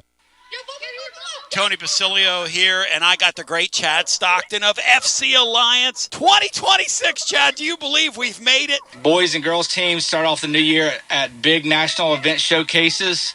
We got our younger kids training indoors and doing a lot of things to get better. So we're excited about what the future holds. Chad, I hear the juice behind you. I hear the kids. Your program reaches throughout East Tennessee. If folks want to get involved, what's the advice? We're easy to get in touch with. We offer players at all ages, all levels, all experience. We have a program for all of our kids that we have, and we're excited for anyone to join us. And even some Lady Vols as well. Several college players all over the country, yes? Absolutely. We had a lot of girls that we were able to watch play in the NCAA tournament. A lot of our former players made big runs through the tournament. We're so excited for them. Growing the beautiful game. In this, the year of the World Cup in North America, celebrate the beautiful game. Get your child involved. FCAllianceKnox.org. That's FCAllianceKnox.org. And Chad, thank you, man. Keep growing the beautiful game. Absolutely, Tony, and thank you very much. Preparing food for a big gathering can really take it out of you. That's why you need to call Calhoun's and check out their selection of party platters. Whether you're hosting a party for the big game, a reunion, or just an everyday gathering, a Calhoun's party platter is next level. Choose from Calhoun's always excellent chicken tenders, fly with Calhoun's wings, or boneless wings with a variety of dipping sauces, award-winning next-level melt-in-your-mouth barbecue ribs, or delicious spinach artichoke dip, or get one of each. Plus, if you're doing burgers or sandwiches, Calhoun's has lots of side dishes like spinach Maria, baked cinnamon apples, Smoky Mountain baked beans, or creamy coleslaw. Available in pints, quarts, and gallons. And to finish things off, pick up one of Calhoun's great desserts to go, including homemade cheesecake or key lime pie. Calhoun's, simply your go-to party headquarters. With 9 locations all over East Tennessee, you can order online and just pick it up. Calhoun's, one of the Copper Cellar family of restaurants, along with Chesapeake's, Copper Cellar, Corner 16, Cherokee Grill, and Smoky Mountain Brewery. Eat local, eat good. Like our 2026 football Vol, score a T3 TD every time with T3 Vodka, Tennessee's premium vodka. Handcrafted with passion, precision, and a whole lot of pride. Right here, handcrafted in the majesty of the foothills of the Great Smoky Mountains. Quality around here isn't just a promise, it's a way of life. And T3's filtered 10 times, 80 proof of vodka delivering a smoothness unmatched. This dedication to excellence has earned T3 Vodka prestigious accolades, like a 5-time gold medal award-winning vodka and your SIPS Consumer Choice Award medal winner as well. Whether you're sipping it neat, on the rocks, mixing your favorite cocktail, T3 Vodka, your choice for a premium award-winning experience. Be like Maury Hanks. Score a T3 TD. Ask for T3 Vodka by name at restaurants and wine and liquor stores today. Drink it neat, drink it right, and score a T3 TD all 2026 long. Tennessee's Premium Vodka. T3, Tennessee's Premium Vodka. Distributed by Empire Distributors of Tennessee. Big news, Basilio family. Get ready because the 2026 Knoxville real estate market is officially shifting into high gear. All signs are pointing toward a record-breaking year, and the energy across East Tennessee is absolutely electric right now. Whether you've been dreaming of finding that next home, looking to capitalize on your current equity, or ready to dive into the investment world, the timing has never been better. Having a game plan is the key to winning in this fast-paced market, and I'm ready to help. Give me a call, Jennifer Morris, at 865-694-5904, or reach out at nextmovesmokymountains.com. That's nextmovesmokymountains.com, and go Vols. TB back with you, 865-200-5402. We were just talking the boys off the air. And by the way, coming up next, the great William Pattison. Bow thy heed when you say thy name. But we were just talking about a segunda ago. Major League Baseball thus far. You know, Major League Ball, and I was texting with Tony Valls about this the other day. You get in April, and the sample size is so small, and it's 162 games, and you try not to get whatever it is you try not to get. Either your team's playing great, you try not to get too high about it, or your team's like my team, and they're just kind of mid. And, well, Jalen Carey has called a press conference, and people are speculating about it. I'll tell you in the third hour what I think is going to happen with Jalen Carey. Let's go back to the phones. 865-200-5402. But, Bino, your guys are where? You guys are what, 8-7? The Yankees. Yeah, you guys are 8-7. Yankees are 8-7. Started 7-1. Now they're 8-7. Yikes! In a little funk, swinging the bat right now. I think they've got a chance to have a really, really good pitching staff, though, Tony. And I don't believe that they're going to continue to swing the bats as paltry as they have to this point. But they need to get some people out of the way. Phillies have Alec Bohm as their 4-hitter, Bino. Literally couldn't throw the ball up twice and hit it out of the ballpark. Who is it, Tony? Alec Bohm's their 4-hitter. Total embarrassment. Oh, yeah. That's embarrassing. I mean, like we say in Phillies Nation about that team, that's not a serious lineup. JT Real Muto playing every day, it's not serious. Old Bryce Harper, not serious. The guy at shortstop, Trey Turner, that's just not serious. The great names. Those guys are great names. The Crawford kid, I mean, give me an infusion of some new blood, man. But let's go to the phones. 865-200-5402. Guys, remind me to talk about Carey and what we think's going to happen there. Okay. But I want to shout out the great Will Heflin. His Garza Law extra innings will be coming your way as soon as we done. As soon as we done here on the other side, we'll catch us some Willie baby. Some Willie baby. Along yesterday with the great Matt Diskin, as they were in here yesterday breaking it down scientifically. In the meantime, I want to go back to our phones, and we'll get our next call in, and let's see where we left off. Hello, you're on the air. Tony Grant, Birmingham. How are you? Hey, Granny, how we doing, buddy? Doing great. Did not expect to hear the great Tony Basilio talking some Taylor Frankie Paul in The Bachelorette today, so didn't have that one on my bingo. My Fingo card. What did that nutty lady do? What did that nutty? Do you remember? She went after her ex-husband, right? Well, it's not exactly her ex-husband. It's her ex-boyfriend, baby daddy situation. Let's go, man. They have a whole side reality show. I'm sure, like I said, we're getting deep in the weeds here. Most people in your audience don't care. So but, when they pull, but Limited Lou was on there. Lou Evans, former Vol great, out of the portal. And when they pull the plug on you in reality television, you are a nutcase, right? Correct. Oh no. I mean, and Tony, not just they pulled it like, this is back during March Madness, so we didn't have time to get in these weeds, but like it was supposed to start on a Sunday, and they pulled it on like the Friday before.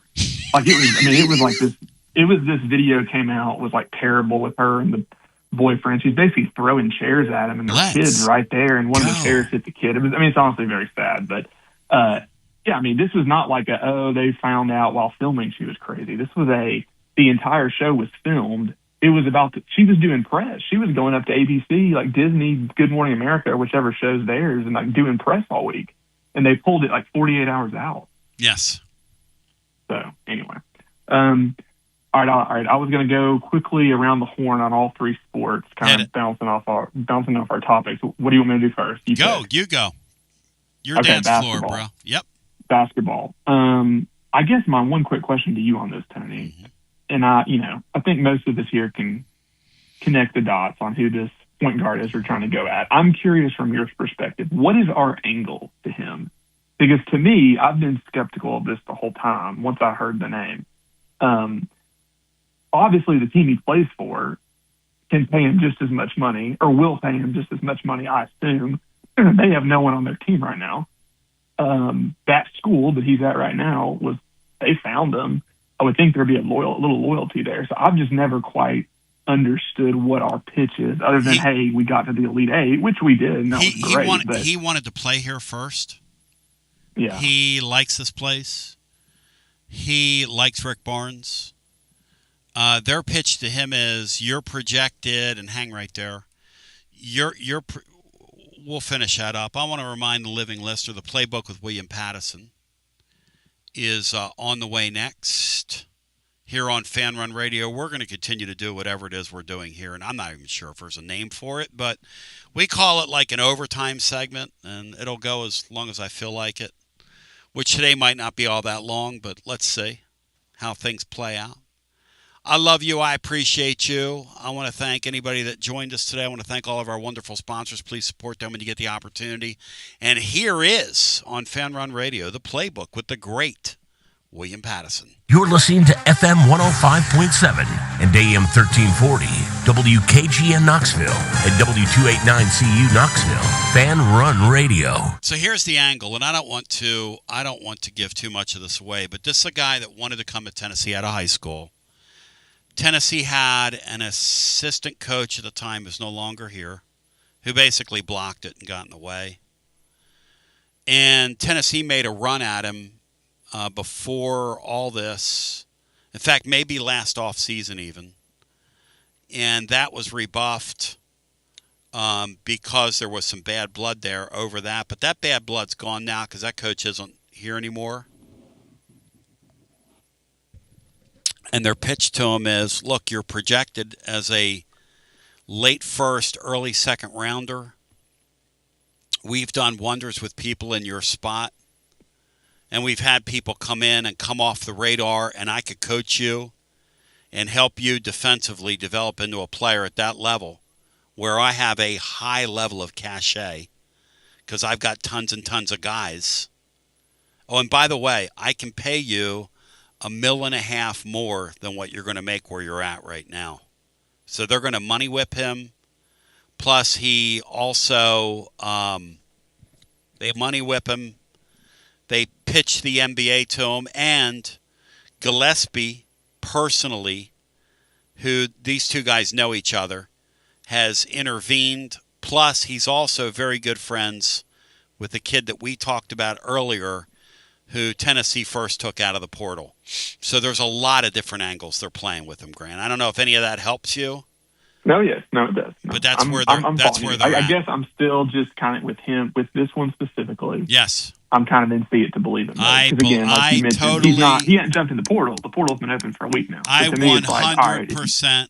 That's a conversation I'm having with people, and I say, look, why isn't he in the portal, and why don't you use? And they say, well, we're on his timeline. And I'm like, well, my thing is, as long as you're on somebody else's timeline, you're not getting somebody till I see you're getting him. But he's my linchpin. You know who it is. I know who it is. He's my linchpin. Would you agree with me that if they get him, they'll have a super team? Would you agree with that? I mean, yeah, we'll definitely be great. Super team. That's going to kind of be an odds of the beholder. But yeah, I mean, he'd be the best player in the portal. He'd be the best player in the country.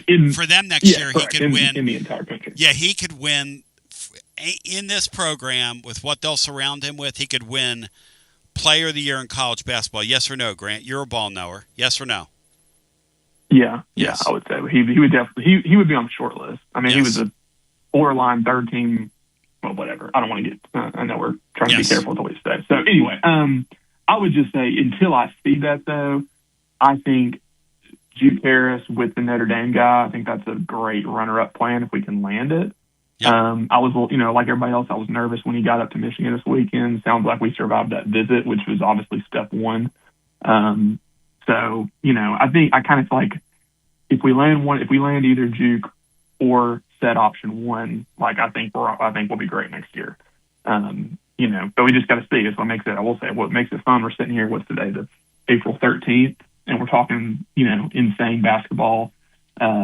Roster building. I know people complain about it. Some people don't like it, but it's fun. I'll say that. I mean, when Tony, I don't know, the last 10 years ago, you would have been sitting here slaving away talking about the orange and white practice. Totally. That's all you had to talk about. Yeah, it would have been on air, whatever you want to refer to that term.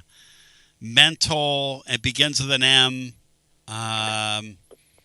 But in slang terms, it ends with it. Hey, by the way,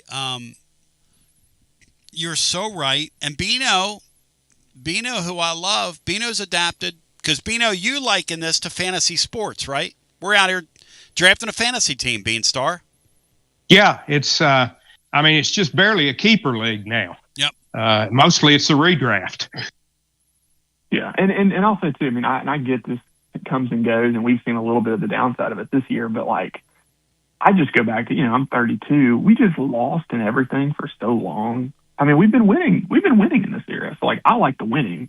Personally. I love the winning. I'll take winning in this era over the 12 years from, when I was a freshman in high school until just a couple years ago. We lost in everything. So, again, I'm not saying it's perfect. And, yeah, there's some scummy parts of it. Does it suck to see a kid like Estrella, who you watched for 3 years, who we basically developed him, go to Michigan? Yeah, it sucks. But, I understand numbers. I understand 4 million versus 2 million, and whatever. We'll see what happens next year.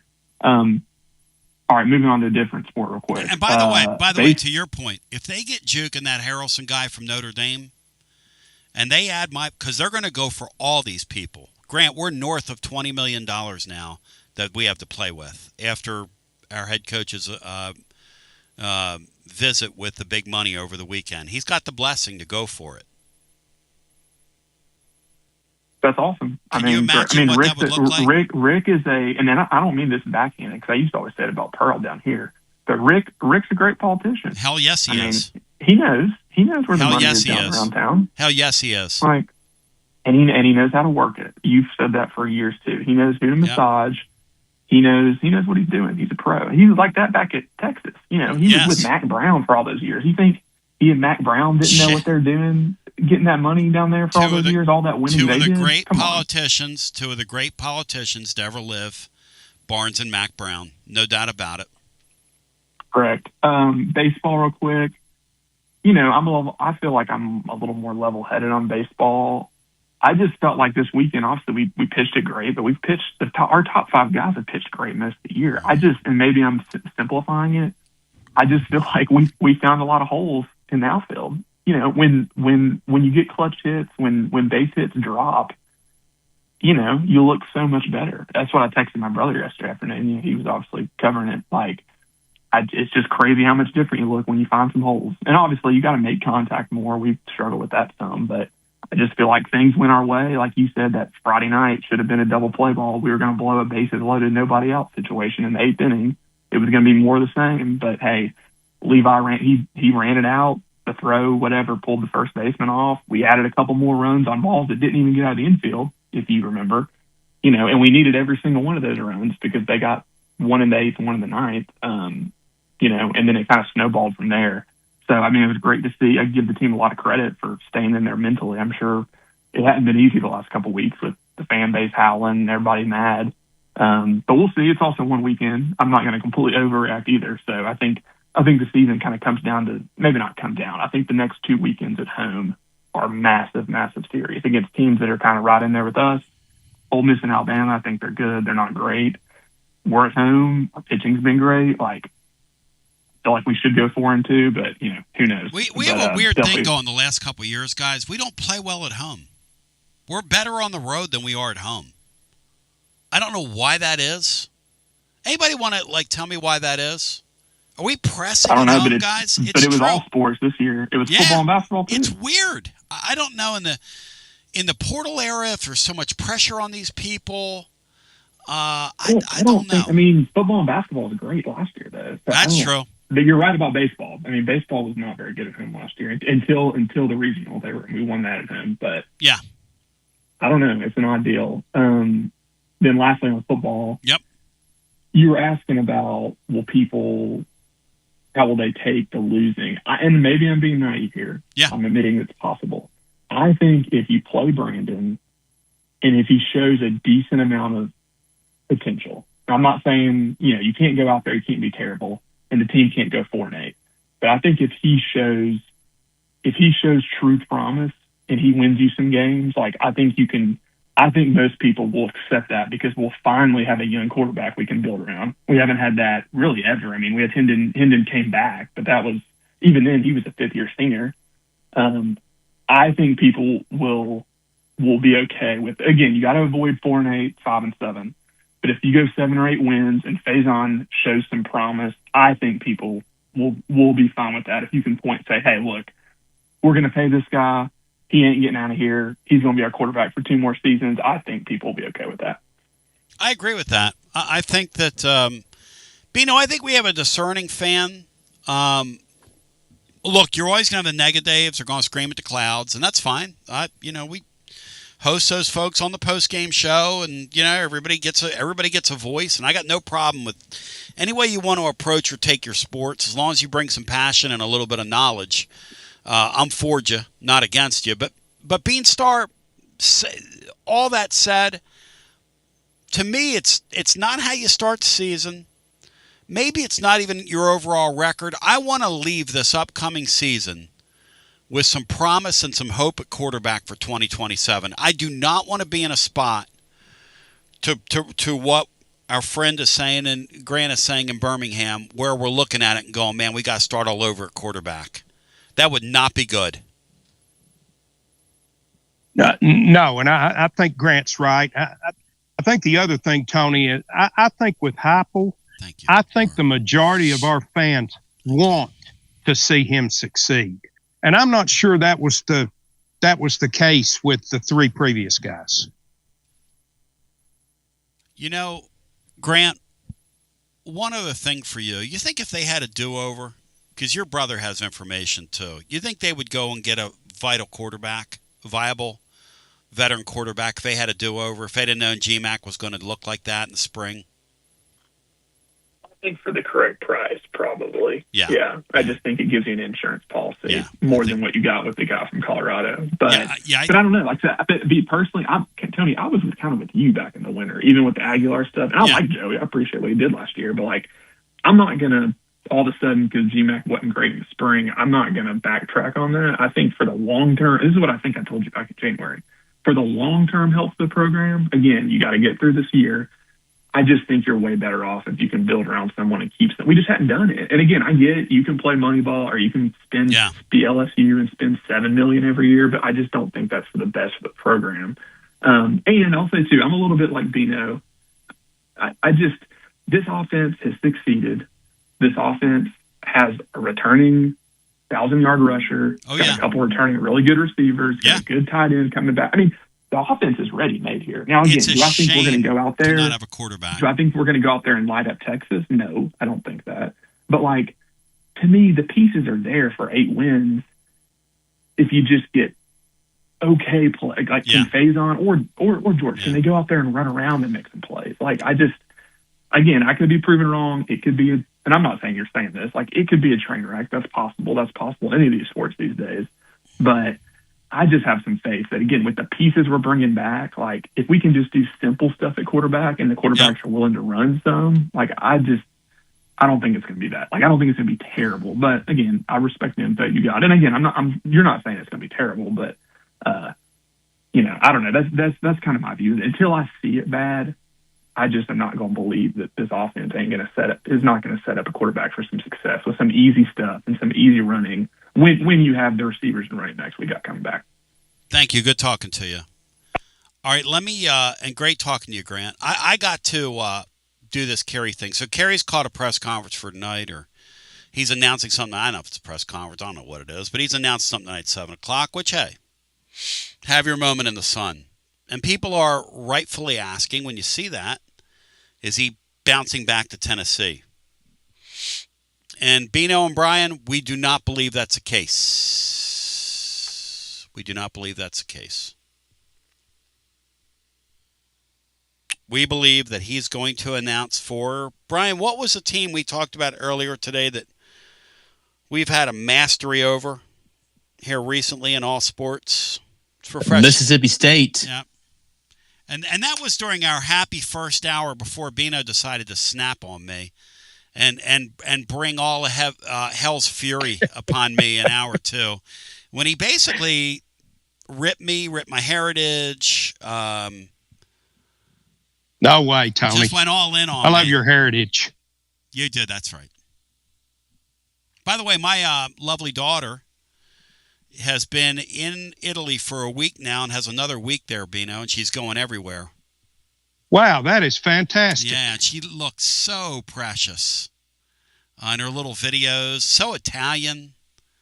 And she got some Italian skirts for the occasion. I told her she ought to do like a travel channel, and we'll put it out there. But, yeah, Bino, you kind of went off on me.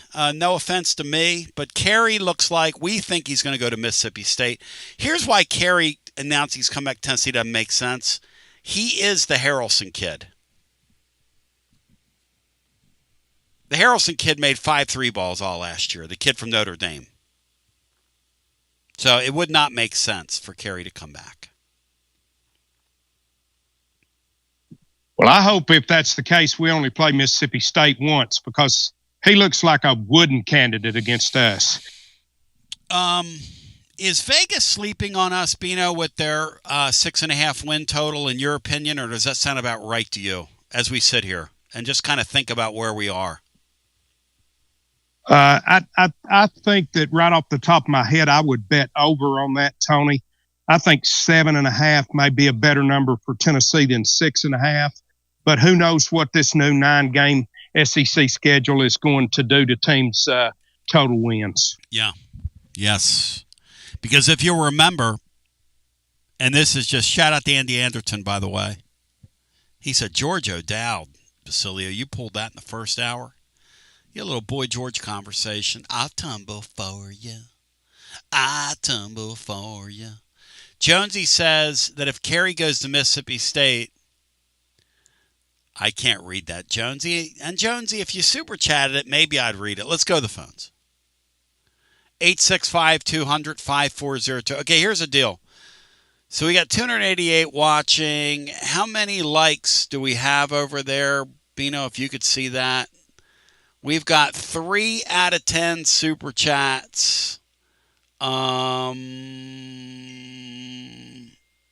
If we get to 10, I don't think we have enough to continue much longer, Tom. If we got to 10, it would give us a show where, okay, how many likes do we have? How do I see that? Bri, how do I see how many likes we have over on YouTube? Do you know, Bri? You're into this whole YouTube experience, Brian. We have. Oh, there should be something at the bottom watching. under the video. Under the video. Bino, can I you think. pop on there and tell me how many likes I have? Oh, we have 202 likes. I'll tell you what, if you guys get me to 250 and a couple more super chats, C tells me he'll come on. We'll do a recruiting update. A live recruiting update on here in a couple days. A live State of the Union.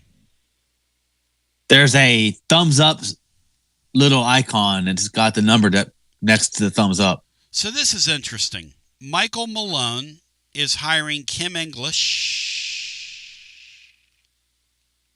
Hable inglés. Yo soy Antonio. ¿Qué pasa, amigo? Kim English was out with Tennessee, we were thought, because he wanted to spend time with famiglia, as they say in Italia. But apparently, just another coach that wanted to spend time with family. Bino, when the coaches tell me they want to spend time with family, I don't know whether I believe it or not. I mean, I got to take it on faith and take it to the heart. You know what I mean, Beanstar? Yeah, I'd say some of them, Tony, once they do spend some time with family, they're strongly encouraged to go back to coaching. Back to our phones we go, 865-200-5402. Shout out to the great Reed Carringer. Reed, or somebody that knows him. Hey, Reed, if you want to reach out, man, I'd love to have you on talking about your fundraiser this week. And if you want to write a little something for the blog, I'll promote it for you, brother, because that sounds great. Reed, the great Reed Carringer. He said, some of you may know my folks run a nonprofit that provides free equine therapy for kids and adults with special needs. Saturday's their big fundraiser if you want to come out to the farm for an event-filled day.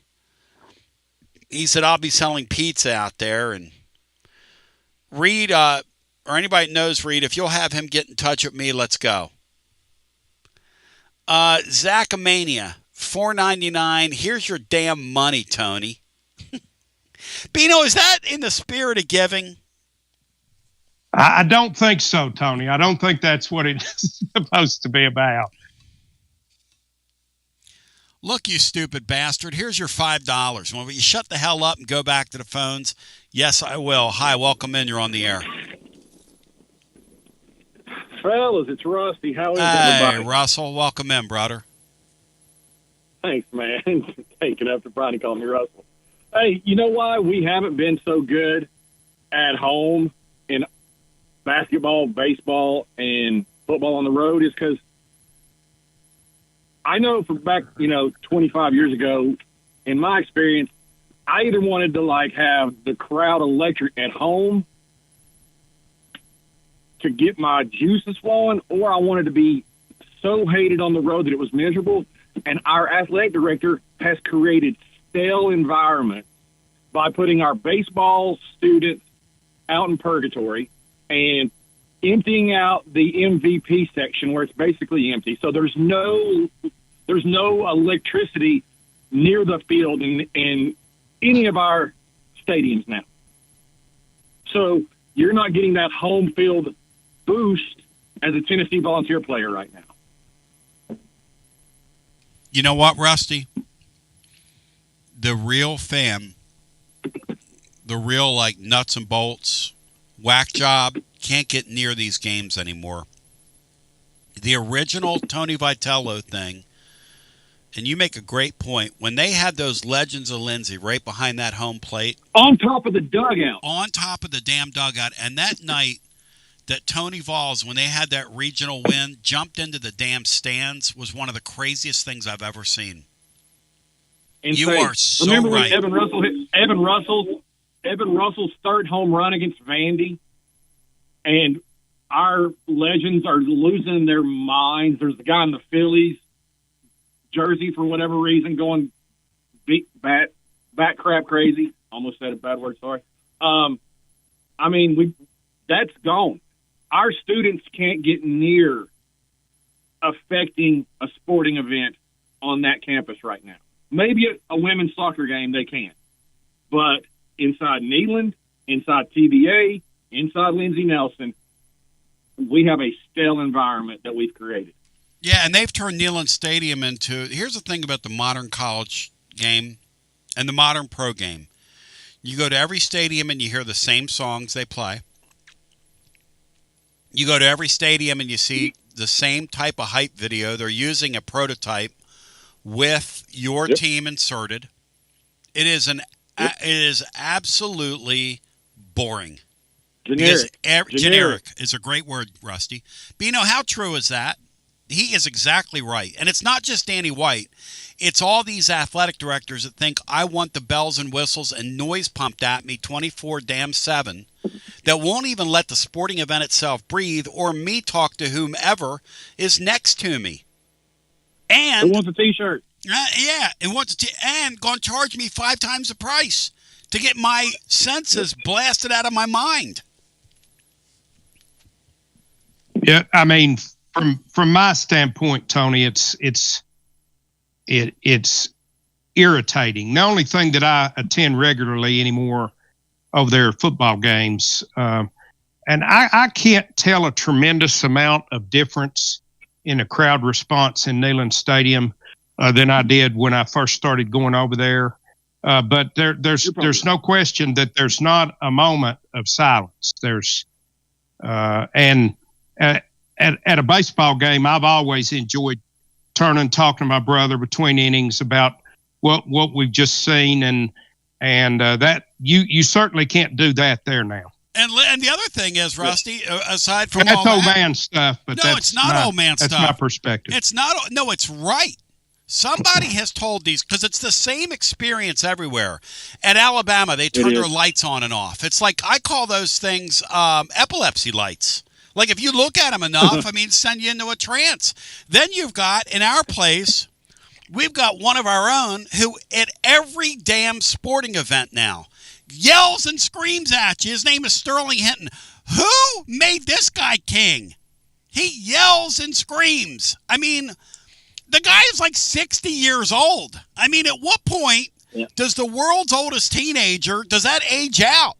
At some point, doesn't it? Is he going to be like 75? No. Up there yelling and screaming. This guy is amusing? I don't know what it is. Am I wrong? I find that amusing. No, not you're at right. all. Okay. It's much more like going to a festival than a sporting event where the crowd gets loud when it's necessary. Anyway, you were talking about Patrick Reed the other day when he was in contention, and you said something that cracked me up because it made me think of my dad. And I'm going to tell you right now, your cynicism and your funny ways, you remind me so much of my old man, and I feel so sorry for Anthony a lot of my days because my dad constantly busted my balls growing up and giving me hell. But he had great one-liners like you do, and you said Patrick Reed, best way I can describe him, and nicest way you can describe him is he's off-putting. And my dad had a line for that. He would have said, Patrick Reed is off-putting, but he really needs to get off-putting.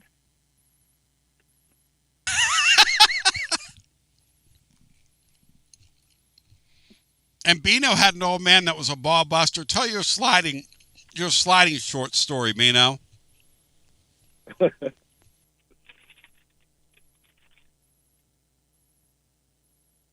Bino, unmute yourself. Tell your sliding short story. I want to laugh here.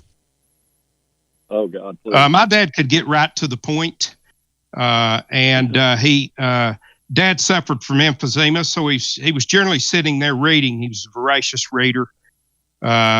Didn't say a whole lot, but I was getting ready to go play a summer league game, and my sliding shorts weren't quite dry yet. And I said, Mom, I got to have those sliding shorts, and I really need them right now. And my dad put his book down, looked up and said, Son, I got 2 things to tell you. One is, don't ever speak to your mother in that tone of voice again. And second, don't worry about your sliding shorts. If you ever get on base again, we'll stop the damn game and bring the things out to you. So in just a 1 or 2 sentences, he basically taught me respect and humility. Oh, they can cut you. They can cut right through you, man. Hey, baseball. Yep. We lost 8 conference games, and 6 of them we led in the 8, and 5 of those 6 we lost by a run. It's baseball. It's minimal, tiny little things that decide ball games. The LSU game we lost by 10 in extras. Had Manny squeezed the ball at second base, the game ends and we win by 1 run. It's so finite. And us going to Mississippi State and doing the finite things and winning and being on the other side 3 in a row, it was kind of justified. It was the averages evened out is kind of what I thought happened. I agree with that. Eventually, they have so much team that eventually it's got to swing back around for you.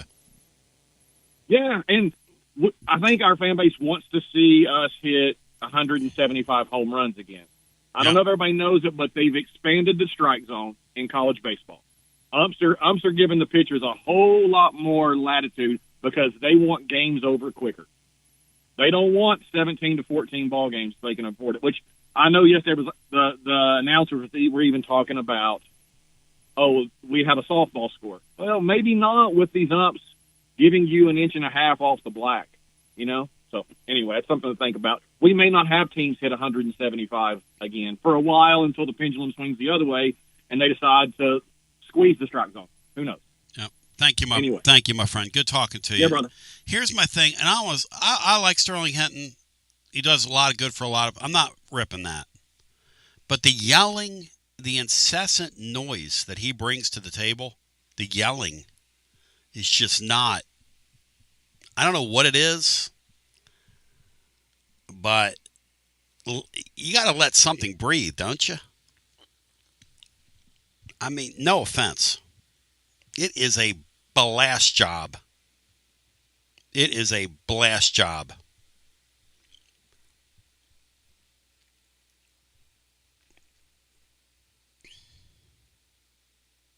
On3 is projecting right now. I just want to share this with you because we told you Friday to hold your horses. Friday, there were a bunch of people projecting Michigan with Juke. On3 is now projecting Juke to go to Michigan.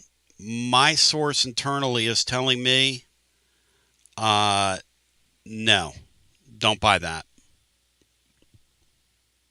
Not right now, anyway.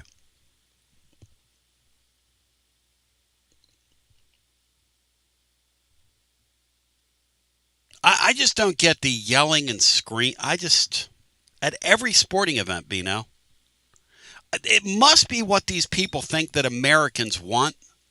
They must think we're total imbeciles that can't sit there for 10 seconds and we're all going to get up and go unless Sterling Hinton gets on the mic or whoever the Sterling Hinton is in any particular city, market, or town at all these games, even a baseball game. I don't need a DJ at a baseball game. That's antithetical to that sport. It's literally, I guess an organist is out of the question, right, Tony? Well, yeah, it's literally an insult to my intelligence. On3 is projecting Juke Karras to Michigan and Rob Wright to Kentucky. Rob Wright's a hell of a player. Here's the thing. I don't know about Mark Pope closing that Rob Wright deal.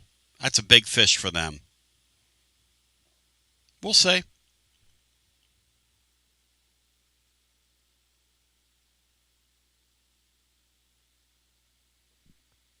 We'll see what happens.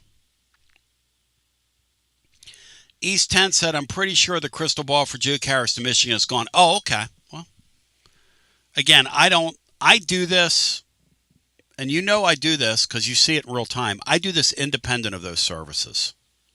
I tell you what I think's going on. Sometimes it's right.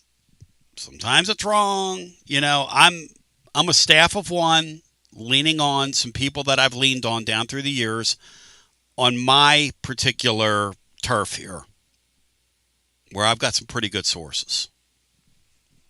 I told you last week, before anybody wrote or said a word about the defensive end that came from Penn State, after somebody tipped me off in the YouTube chat. Those of you that were here saw that happen. Some of you did not like my reporting. I got drug on it online, and that's fine. And then Brent Hubbs said exactly, and I do mean exactly the same thing on Friday.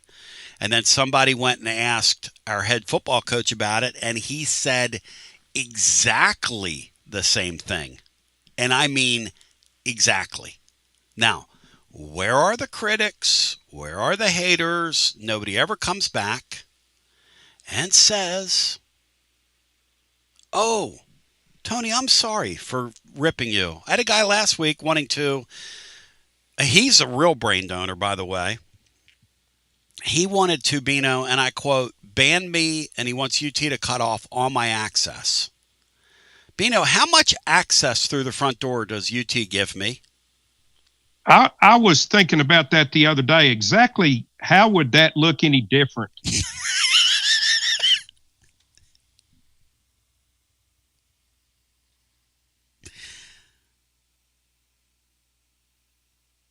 I mean, look, am I saying the Vols are going to get Juke Harris? No.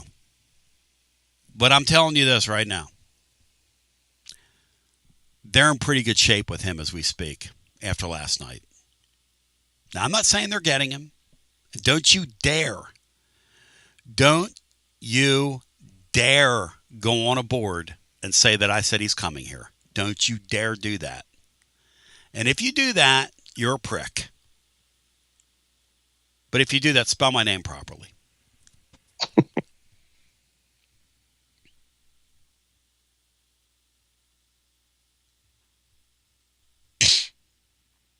Calhoun's Carp said, Tony, I cussed that guy on Twitter for you. I saw that, man.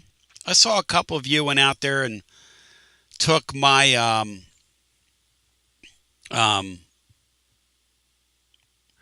Chris Justice said Basilio might get something wrong, but he won't stay wrong. That's exactly right. I mean, I'm not. Here's one thing about me. I'm never going to dig my heels in on something. Because if you're wrong, guess what, man? You're wrong. If you're wrong on something, you're wrong. BH said, yeah, I can just read it now. Harris to Tennessee confirmed by Tony Basilio. Tim Dewberry, any Lady Vol updates? Yeah, they're chasing a bunch of mid-major players.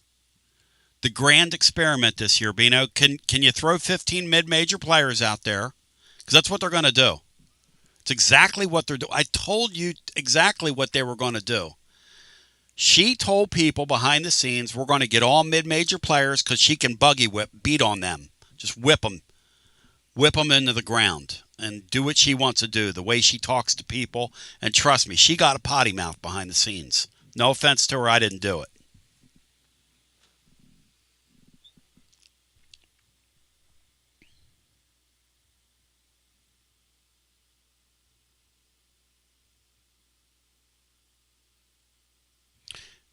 Cat Be Me said, you have more super chats than 3, Tony. You set it to $10.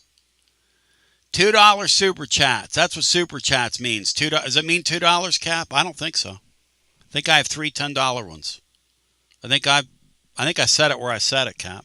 Be me. I think I said it where I said it. I'm worth it, Cap. Be me. I think is what I'm telling you. I think I've decided that I'm worth it. So right now we have 3 out of 10. Which means right now that I don't have, what's the word? An obligation. Yeah, that's the word. 35 past the hour. Let's go back to the phones. But the Seabird tells me he might make a comeback. And he's interested in doing a special show with us. Special live chat. Us, you, them. You, us, them. By the way, a couple people mentioned it earlier, and I meant to mention it in the blog today. R.I.P. to Phil Garner, who left our world over the weekend. Tennessee legend. Great guy, great man, great friend of this place. Was from our soil, one of our own. If I'm not mistaken, Beanstar, did he not play baseball at Bearden? Or is that wrong? Is he from our area? No, he is. He was a Bearden graduate. Mm-hmm.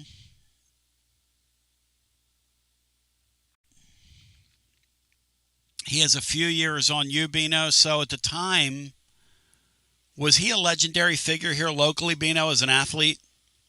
Absolutely, he was, Tony. He was. Tell me about it. Tell me how he was regarded.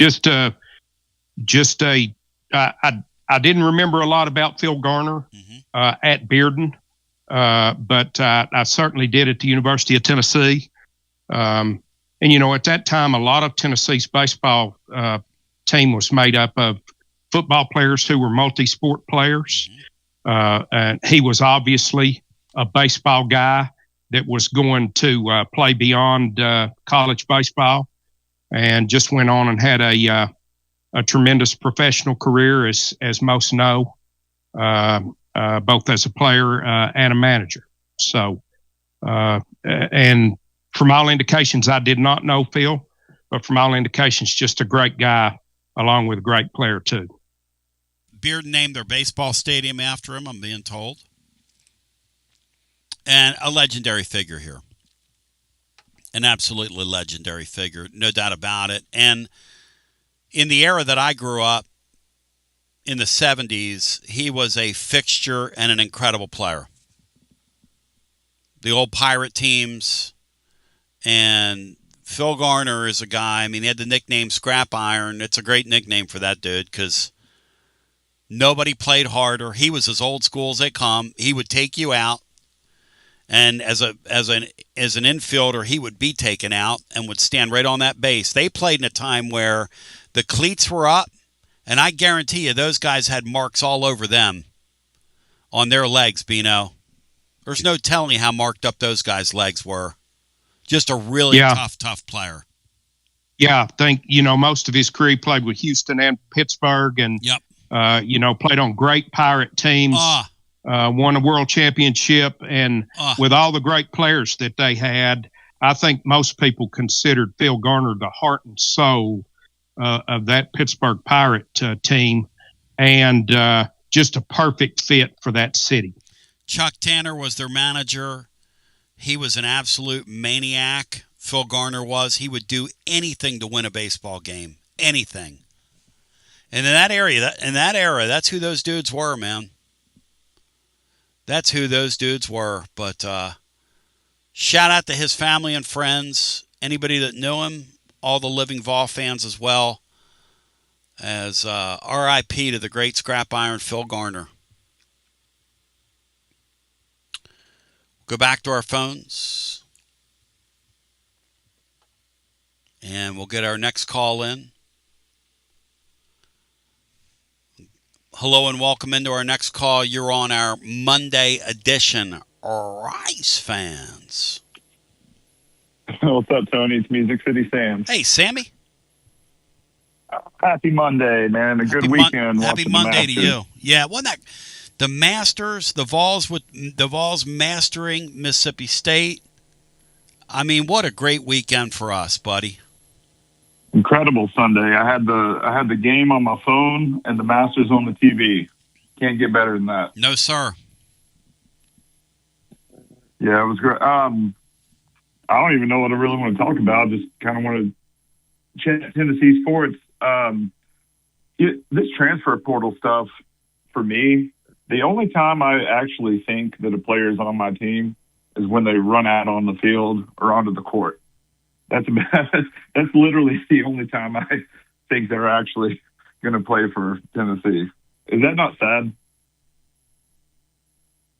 Yeah, I mean, Sam, it's it is what it is right now.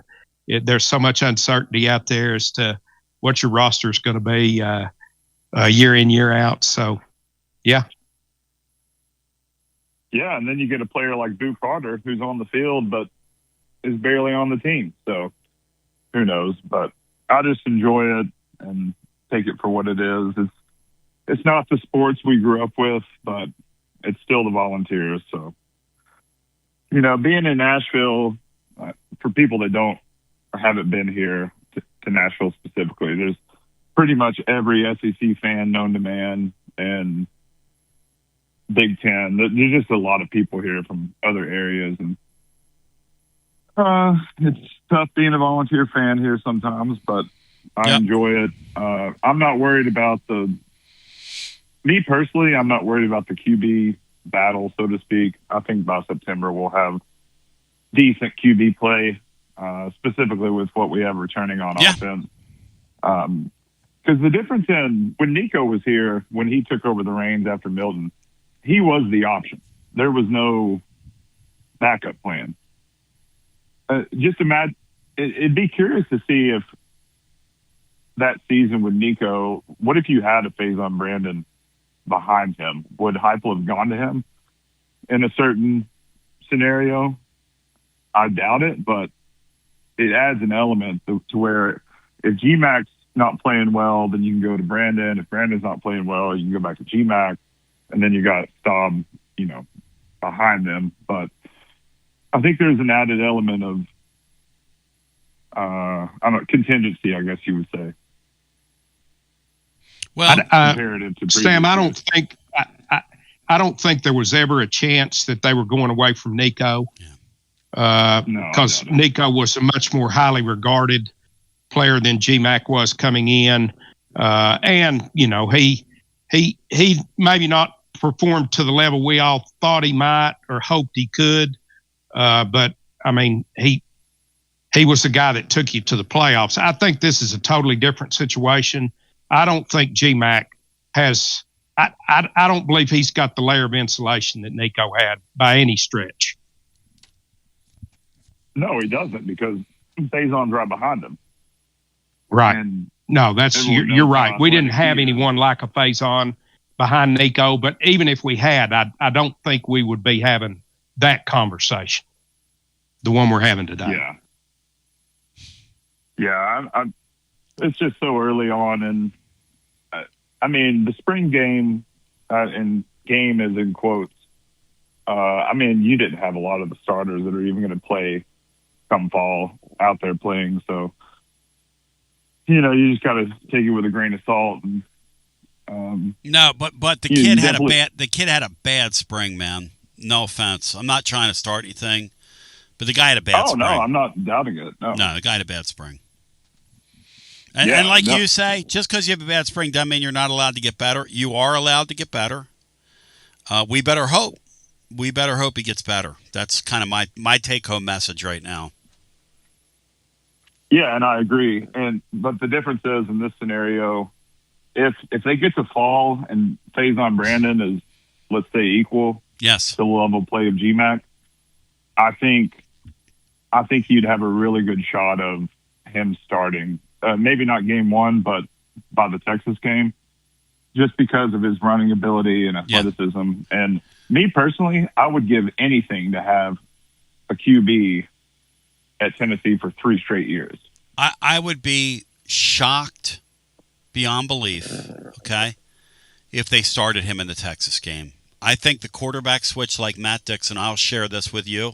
This is just what I believe in talking to people, will come after the Texas game. They do not want to throw a true freshman out there against a team with that payroll, with that level of athlete, with that level of defense. They do not want to do that because they do not want to hurt that kid's confidence unless they have to. Yeah, I can agree with that because they have a good chance of starting. I can't remember the schedule perfectly, but I think they have a good chance of starting 4-1. Sure. I think the 6th game is Alabama, if I can recall correctly. Yeah. But they have a good chance of, if they can be competitive in the Texas game and start the season 4-1, I think that's absolutely what you would hope for overall.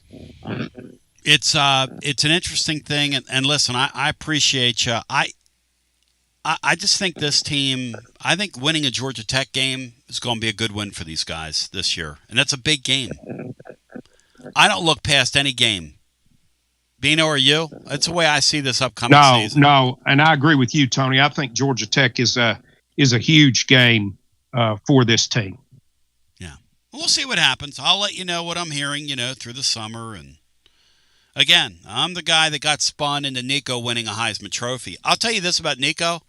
I am going to do a blog of fearless football predictions here in the next little bit. Maybe we'll do a video on it too. I think Nico's going to have a great, great, great year under this Chesney guy, this new coach from James Matt. I think he's going to fit. The new coach from James Matt is going to fit that offense. This guy knows what he's doing. He's going to be in good hands. And I'll tell you what, running for his life last year, he wasn't half bad as it was behind an offensive line that I looked out there a couple times. I thought he had a couple of my family members out there at tackle, Bino. I mean, that team was brutal around him. No offense to my family members. Genoy said, lose the game with Manning up in his box wearing Texas gear. I don't think Manning's going to wear Texas gear, Bino. Do you? No, I do not. Yeah, I don't think that's happening. I don't think that's happening. Wartburg Fight Club reminding me that Butch Jones' trash can made its first appearance against Georgia Tech. Is that true, guys? Was that a Georgia Tech game? It was. Yeah, same venue. No, that was in the newly christened Mercedes-Benz Dome. Yep. Back to the phones we go. Hey, listen, I'm not throwing away next football season by any stretch. The thing about the thing about football is, and we all have to be honest here, is that you can think you know what's on these rosters, but until the season starts, I don't know who's together, who's separate. I don't know who's really playing and who's not. I don't know who's going to be good and who's going to be a bust. I don't know who's got injuries they're hiding or bad team chemistry. And we've seen them the last couple of years. The people in Vegas, Bino, have had to adjust power ratings like 10, 12, 13, 14, 15 points from what they thought a team had when they took the field for the first game by the end of September. And if those people don't know, we sure as hell don't know what's on these rosters. Amen. And I think the fact that it's kind of a moving target makes college football a little intriguing. The other thing I'm interested in seeing now that spring football is coming and going around the country is, are we going to have any of these blind transfers that they reported on? Those that follow the sport are predicting that a couple dozen guys, and this is going to be initiated by a couple of power agents in that sport, are going to jump into the portal, create their own portal, and just transfer blindly. In other words, they're in the portal, but they're just going to transfer onto a campus once school's out and the academic stuff's taken care of. And you're going to hear in the summer XYZ is enrolled. I wonder if the Vols do it. Bino, if your competition, you think they're doing it, would you do it, Bino? I would, Tony. But if Danny White's fear of that clearinghouse is any indication, the NCAA has said that they're going to come out and place infractions on anyone that takes ghost transfers, which will last until somebody says, "Okay, see you in court." But my guess is we will not. Ewad asks, is Nico still at UCLA? I've lost track. Hey, Ewad, I shouted you out to Delmonico the other day about how you said Tennessee would regret his termination, and he appreciated that, Ewad, that you fought for him in the public space. Hello and welcome. By the way, that was really great having Rod Delmonico on the program. Yes, it was special. Hello and welcome in. You're on the air. Hey, Tony. It's Andrew Marable. Hey, Andrew. Great call yesterday to our Garza Law Extra Innings, which follows us here. Well, I'm just glad I could call in after a series win like that. It's been kind of depressing the last couple of weeks. Well, you had a hell of a call, and Matt had a great point. Tennessee beat that Mississippi State team in their building in every facet of that series and did it all weekend long. You talk about something I never dreamed was possible. I'm putting my hand in the air right now. I thought Tennessee's season was borderline dead, Andrew. I did too, and hand in the air. When they went to Appenzeller on Friday, I was like, okay, I get that. They're up right now. The offense showed up game one. They're gonna go for the win. But once we had burned him, I was like, probably gonna lose the next two. But Teagan finally got some length in the game, and Arvidsson went back to his normal self, and Blanco just. I mean, he really is like Sechrist on Sunday. Just that veteran. He's going to get you 6 innings, and you can count on him every single weekend. Doesn't throw it hard. Knows how to pitch, Bino. Keeps everybody off balance. Not afraid to pitch backwards. I mean, he had that thing moving yesterday, Beanstar. Yeah, just a really, really solid performance. And, we got away on Friday night with not a great appearance from Landon Mack. Yep. Simply because Appenzeller was so good. But it was a refreshing weekend. And I was like you, Tony. I'm generally pretty patient when it comes to baseball. But it looked to me for all the world like this season was slipping away. And I'll tell you something else too, Andrew. To your point yesterday, the baseball gods, okay, eventually are going to smile on these guys. They had every horrible break. They invented ways to lose these damn games. Yep. And it's about time. Friday night, when that ball kicked away from that shortstop and they added that insurance run, you're sitting there going, you know what? We're going to win a freaking baseball game here. Of course, I was texting these guys. I said, what's the number have to be, for it to be safe? And Bino's like 10 in the 8th inning. I want to see a 10-run lead. Well, you got those errors, and you also got the first baseman having his foot off the bag twice. It's, yeah. I mean, they were literally, they looked like us trying to throw away a game. Yep. The way we have over these leagues. But I mean, baseball is the ultimate kind of performance sport because there's such a large sample size. Yep. If you're playing well, you're going to get the results eventually, and we finally did. You know what it also is? It's the ultimate too. It's catching sport. Teams start like fumbling the ball around, all of a sudden that's catching. Teams start having bad at bats, that's catching. When you have a hustle play made by Clark the way he did in getting down the line, and Bino, you have a theory on what that veteran first baseman was doing there. Share it with the listener. Well, I don't know if it was that play or the next one. I think it was the next one where they called him off the base, where actually he pulled his foot early trying to fool the umpire because the throw was not going to beat the runner. So that's my opinion on that play. The biggest thing for me for Tennessee this weekend is they overcame that base running blunder that I have never seen in my life with a sacrifice fly where a guy doesn't score at third. A guy can't score from third when either he isn't thrown out at the plate or the guy at second isn't thrown out going to third. They threw it in there and tagged us when we're wandering off the base doing something. I'm not sure, but that for a team that had struggled so mightily to close games, we could have easily fallen apart on the weekend right there, but they did not. To all their credit. Will's talked about this season that we kind of get on Elander for not maybe being as fiery as Tony, and maybe we don't have those big moments where we explode, but it also keeps you as a steady heartbeat. So when you do mess up, maybe you don't get so emotional about it. You just move on to the next thing. So maybe we're seeing some of the positives of him maybe not being a fiery guy. Well, I'll tell you one thing I believe. I believe when they left that kid at home this weekend, I believe that paid dividends for them. So I think a little fire and a little pushback from the manager, I think is a good thing personally. Yeah. I got one quick thing on basketball, Tony, yes, sir. If that's all right.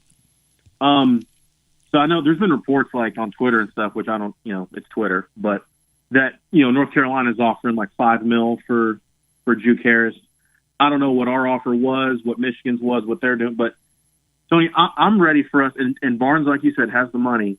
Let's go overpay for some guys. Because down through the years, we've had some good teams with maybe one great player, and he's gotten far with it. But we've not had a team full of studs like Harris would be. And, if we have another, even if it's another Elite Eight run, which would be so amazing, I'd like for us to just, for 1 year, really go for it. And he's going for it on offense, and I'd like to see him overpay for some guys and just say, you know what, let's get the talent, and maybe we can work it out. Andrew, I'm back to my initial stuff that I share with the audience, and I can only share with stuff as in real time as we hear it. They raised a war chest with the idea of going all in. They raised a war chest knowing, as Matt Dixon said last week, that when these same programs are going to fight for these players, if I've got to overpay $1 million or $2 million, I'll do that to get the players we want. They targeted the guys that they want. They're still on their top targets. They have not been rebuffed, except for the one center they wanted from TCU. They thought he would come cheaper. They were not going to pay triple like TCU did to keep him. But the other people are all still in play that they targeted, and then they were going to piecemeal it with some guys like the guys that they added over the weekend. Those were not frontline players, but those are solid pieces that they kind of need.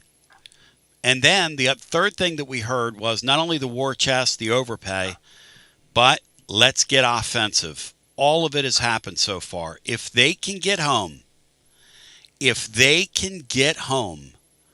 this point guard, Andrew, this will be one of the more special off seasons of anticipation we've ever seen here. Yeah, and I'd be kind of surprised if I don't know if he's going to come, but there can't be very many coaches that are better at coaching point guard than Barnes. I mean, it's probably him and Izzo and probably Mark Few. I mean, if you're trying to take your game to that next level to get up into the lottery for next year, there's no place better to go than here. I mean, between Gillespie, ZZ, Chandler, who I don't know if you've seen Chandler for the Jazz, he's been balling out in the NBA last couple. Yep. Yeah, him and Mayfack went at it against each other the other night. That point guard you're talking about and Harris, you can just piece together a couple pieces around them because they can carry you for a lot. Apparently, a couple of the recruiting services are hearing what I'm hearing because they crystal balled or something or whatever they do, these projections, and then they pulled them back off the table. And here's the thing. I want to just give all fairness to Trilly, to these recruiting services, to the VaultQuest guys, to anybody that's endeavoring. This is a contact sport when you endeavor to cover this stuff, and we're endeavoring to write about it daily as we learn things. It can change. Literally, you can get something done. Like last night, I said, hey, it's Sunday night, and I'm filing this. Because everybody know there's a mark here. I'm marking this. Mark the tape. This is as of Sunday. Because it can literally change every 5 seconds. And nothing is a better example than this O'Dowd guy. Again, George. He goes in with a no-contact label from the Vols. He is theirs. Then he's visiting 5 schools. I mean, what the hell are we doing here, man? Yeah, and I know you talked about it like a month ago. I think we either, for kind of that 3-4-ish kind of position in rotation, I like either Dowd or the guy from Auburn that's leaving, Freeman. We'll get one of those two. Yeah. Give you a little bit of versatility on the wing to kind of rotate, hopefully rotate with Harris. Yep. But, the one thing I'd like to see us still add, and I'd like to get maybe one more big that's like a 7-footer. I know, I think Jeff Goodman said we were involved with the Mustafa guy from Cincinnati. Yes. He's like 7'2" from Senegal. That dude's a monster. And the kid from Seton Hall. They want rim runners. Yeah, the Hines guy. Yeah, they want rim runners that can get on the back end. Because here's what you're going to have. Guys are going to dribble drive around some of our people, depending on the combinations on the floor. And I'm being generous here. You need those guys back there just patrolling the skies. Sort of like what we saw from our big in the tournament. He freaking dominated. Bino, did you ever think that guy had it in him to play like that? Did we ever think that Akpara Beanstar would do that in the tournament? No, Tony, I did not. He played at a tremendous level in the tournament. They grew him so well. I really wish he had one more year because we've just seen the best out of him this last 2 months. We cut him down if we had him back. I love Doc Parr, and I always thought Adu was underrated too, just because I know people wanted him to be a little more of a banger. But the value you get from those rim protecting bigs it's unbelievable. And like you said, if you're going to go offensive on the perimeter, that's fine. You just got to have a big behind them. I mean that the Creighton team we saw the Dalton Connect year, they didn't have any good defenders on the perimeter, but they had Kalkbrenner back there blocking shots, and they ended up being a high quality defensive team. Yep. So I appreciate you. Thank you. Yeah. Good talking to you, Andrew. Thank you, man. Always great hearing your voice. In fact, I went 2 minutes over what we were going to do. And, gosh, such a fun time. Such a fun time. Bino, do you have any final thoughts? Because I love Beanstar that they left that Newstrom kid home. I think when you're doing that, you're showing your program, hey, look, there's one guy in charge here, and it's me. And you're going to respect the process or your ass is staying home because I will lose with you and I will lose without you. And what they did is they lost with him and they won without him, which sends a signal to everybody on that team. Everybody on that team. Everybody involved. Yeah, you have to do it, Tony. Absolutely have to do it. You can't bend the individual. You have to take care of the roster. So, and that's I applaud him for doing it. Tony, I enjoyed it. Appreciate all the work on covering the portal. Brian, great job today, man. Keep us posted. Thank you. Hey, Bino. Friday in person, I'm going to bring that quarterback thing up to you again, and I want you to reach over and slap the absolute shit out of me. Let's make it official. I'm not going to do it, Tom. Let's make it official. I'm not going to do it. Have a great week, guys. See you at Calhoun's, Tom. Yeah, see you down there. Calhoun's on Friday is where we'll be. Hey, Bri, great job on that guest today. Bri left before I give him his flowers. I'm in a congratulatory, celebratory mood. Why? I don't know. I feel pretty damn rubbery from the allergies. Does anybody else have it? God, I can't breathe. Every once in a while, the allergies make me feel kind of low-grade fevery, and that's kind of how I feel today. In the meantime, we love you. We appreciate you. Shout out to Queen Kim for adding another mid-major. Our mid-major lady. I don't think this is what they had in mind. But hey, you know. Is this our baseball show? Live. Masters Sunday. Check him out, rising and surprising. Check him out. Extra innings. I am Will Heflin here in the Ray Mears studio with the beautiful Basilios. Holy cow, Matt Dixon joins us. I told Matt last night this was going to be a celebratory post-game show regardless of the outcome today, but they just went ahead and swept the Bulldogs, top 10 at Mississippi State, just like we all expected. Hope everyone's doing well on this Sunday. We're going to enjoy this one, Matt. We're going to walk through game by game and just kind of dissect it, look back at it forwards, backwards, scientifically. I'll go ahead and tell you off the rip what Tennessee did do this weekend. With some timely hitting, some manufacturing of runs, clean defense all weekend, and the pitching staff was awesome. You got 3 good starts. You had really good bullpen. We saw Cam Appenzeller throw on Friday night for the first time. Arvidsson threw last night. He and Coons piggybacked to get that win, and then today it was Frederick and then Chandler Day, the freshman, came in, got an out. And then Rudy slammed the door. The insurance runs this weekend were just unbelievable. But Matt Dixon, let's start with Friday night. Tennessee wins 6-5. Just to remind everyone, Landon Mack went 4 innings, pitched into the 5th, gave up a solo home run in the 5th. He ended with 3 earned runs, and then Appenzeller pitched 5 innings, 3 hits, 2 earned runs, 1 walk, 8 strikeouts. Tennessee allowed 3 home runs on Friday, but they won the game 6-5.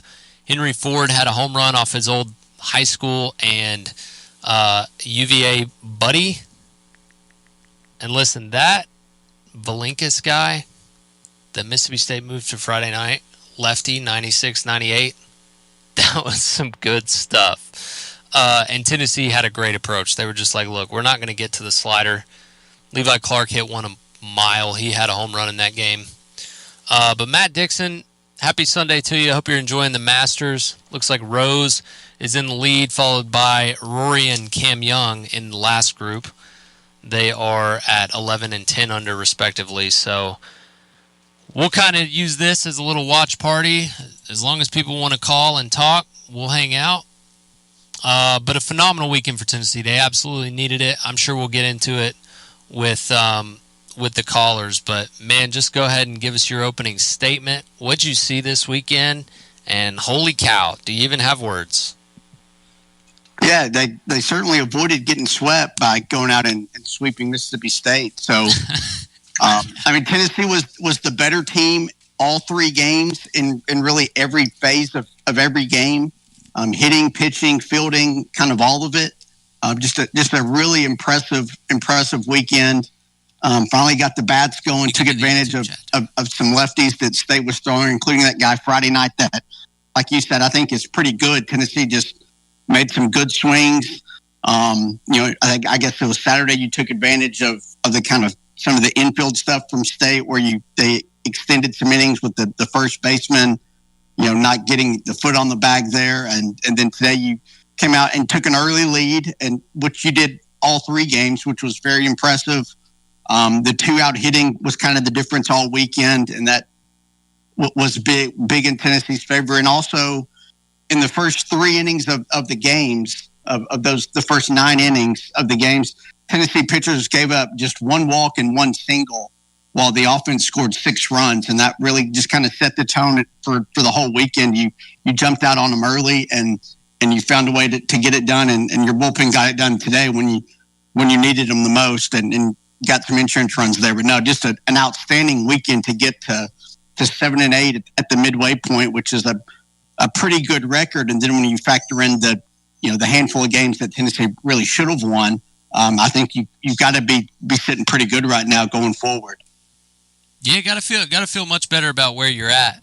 As Matt said, Tennessee moves to 7 and 8 in league play. They've got Ole Miss coming to town next weekend. Alabama the weekend after that. 2 solid teams, but 2 teams that you get in your home ballpark, and probably a different morale, I would say, Matt Dixon, headed into those 2 series. But you hit the nail on the head. The 2-out hitting, it's hard to say you got to get timely hits in this game, but that really is the difference all the time. You know what I mean? And Tennessee wasn't able to get those at times during their struggles, but when you're able to put up, like they did today, a 3-spot in the 8th, or I guess it was the 9th, 3-spot in top of the 9th, like that just takes so much pressure off your bullpen. When the 8th was probably the most uncomfortable inning you had all weekend, but you're able to get through it, and then the offense throws 3 punches at them. That's complimentary. That's winning baseball. That's a team that's growing up right in front of your face. So, well said. We're going to go to the phones. If you want to jump in, it's 865-200-5402 here on Garza Law Extra Innings. We're hanging out watching the Masters.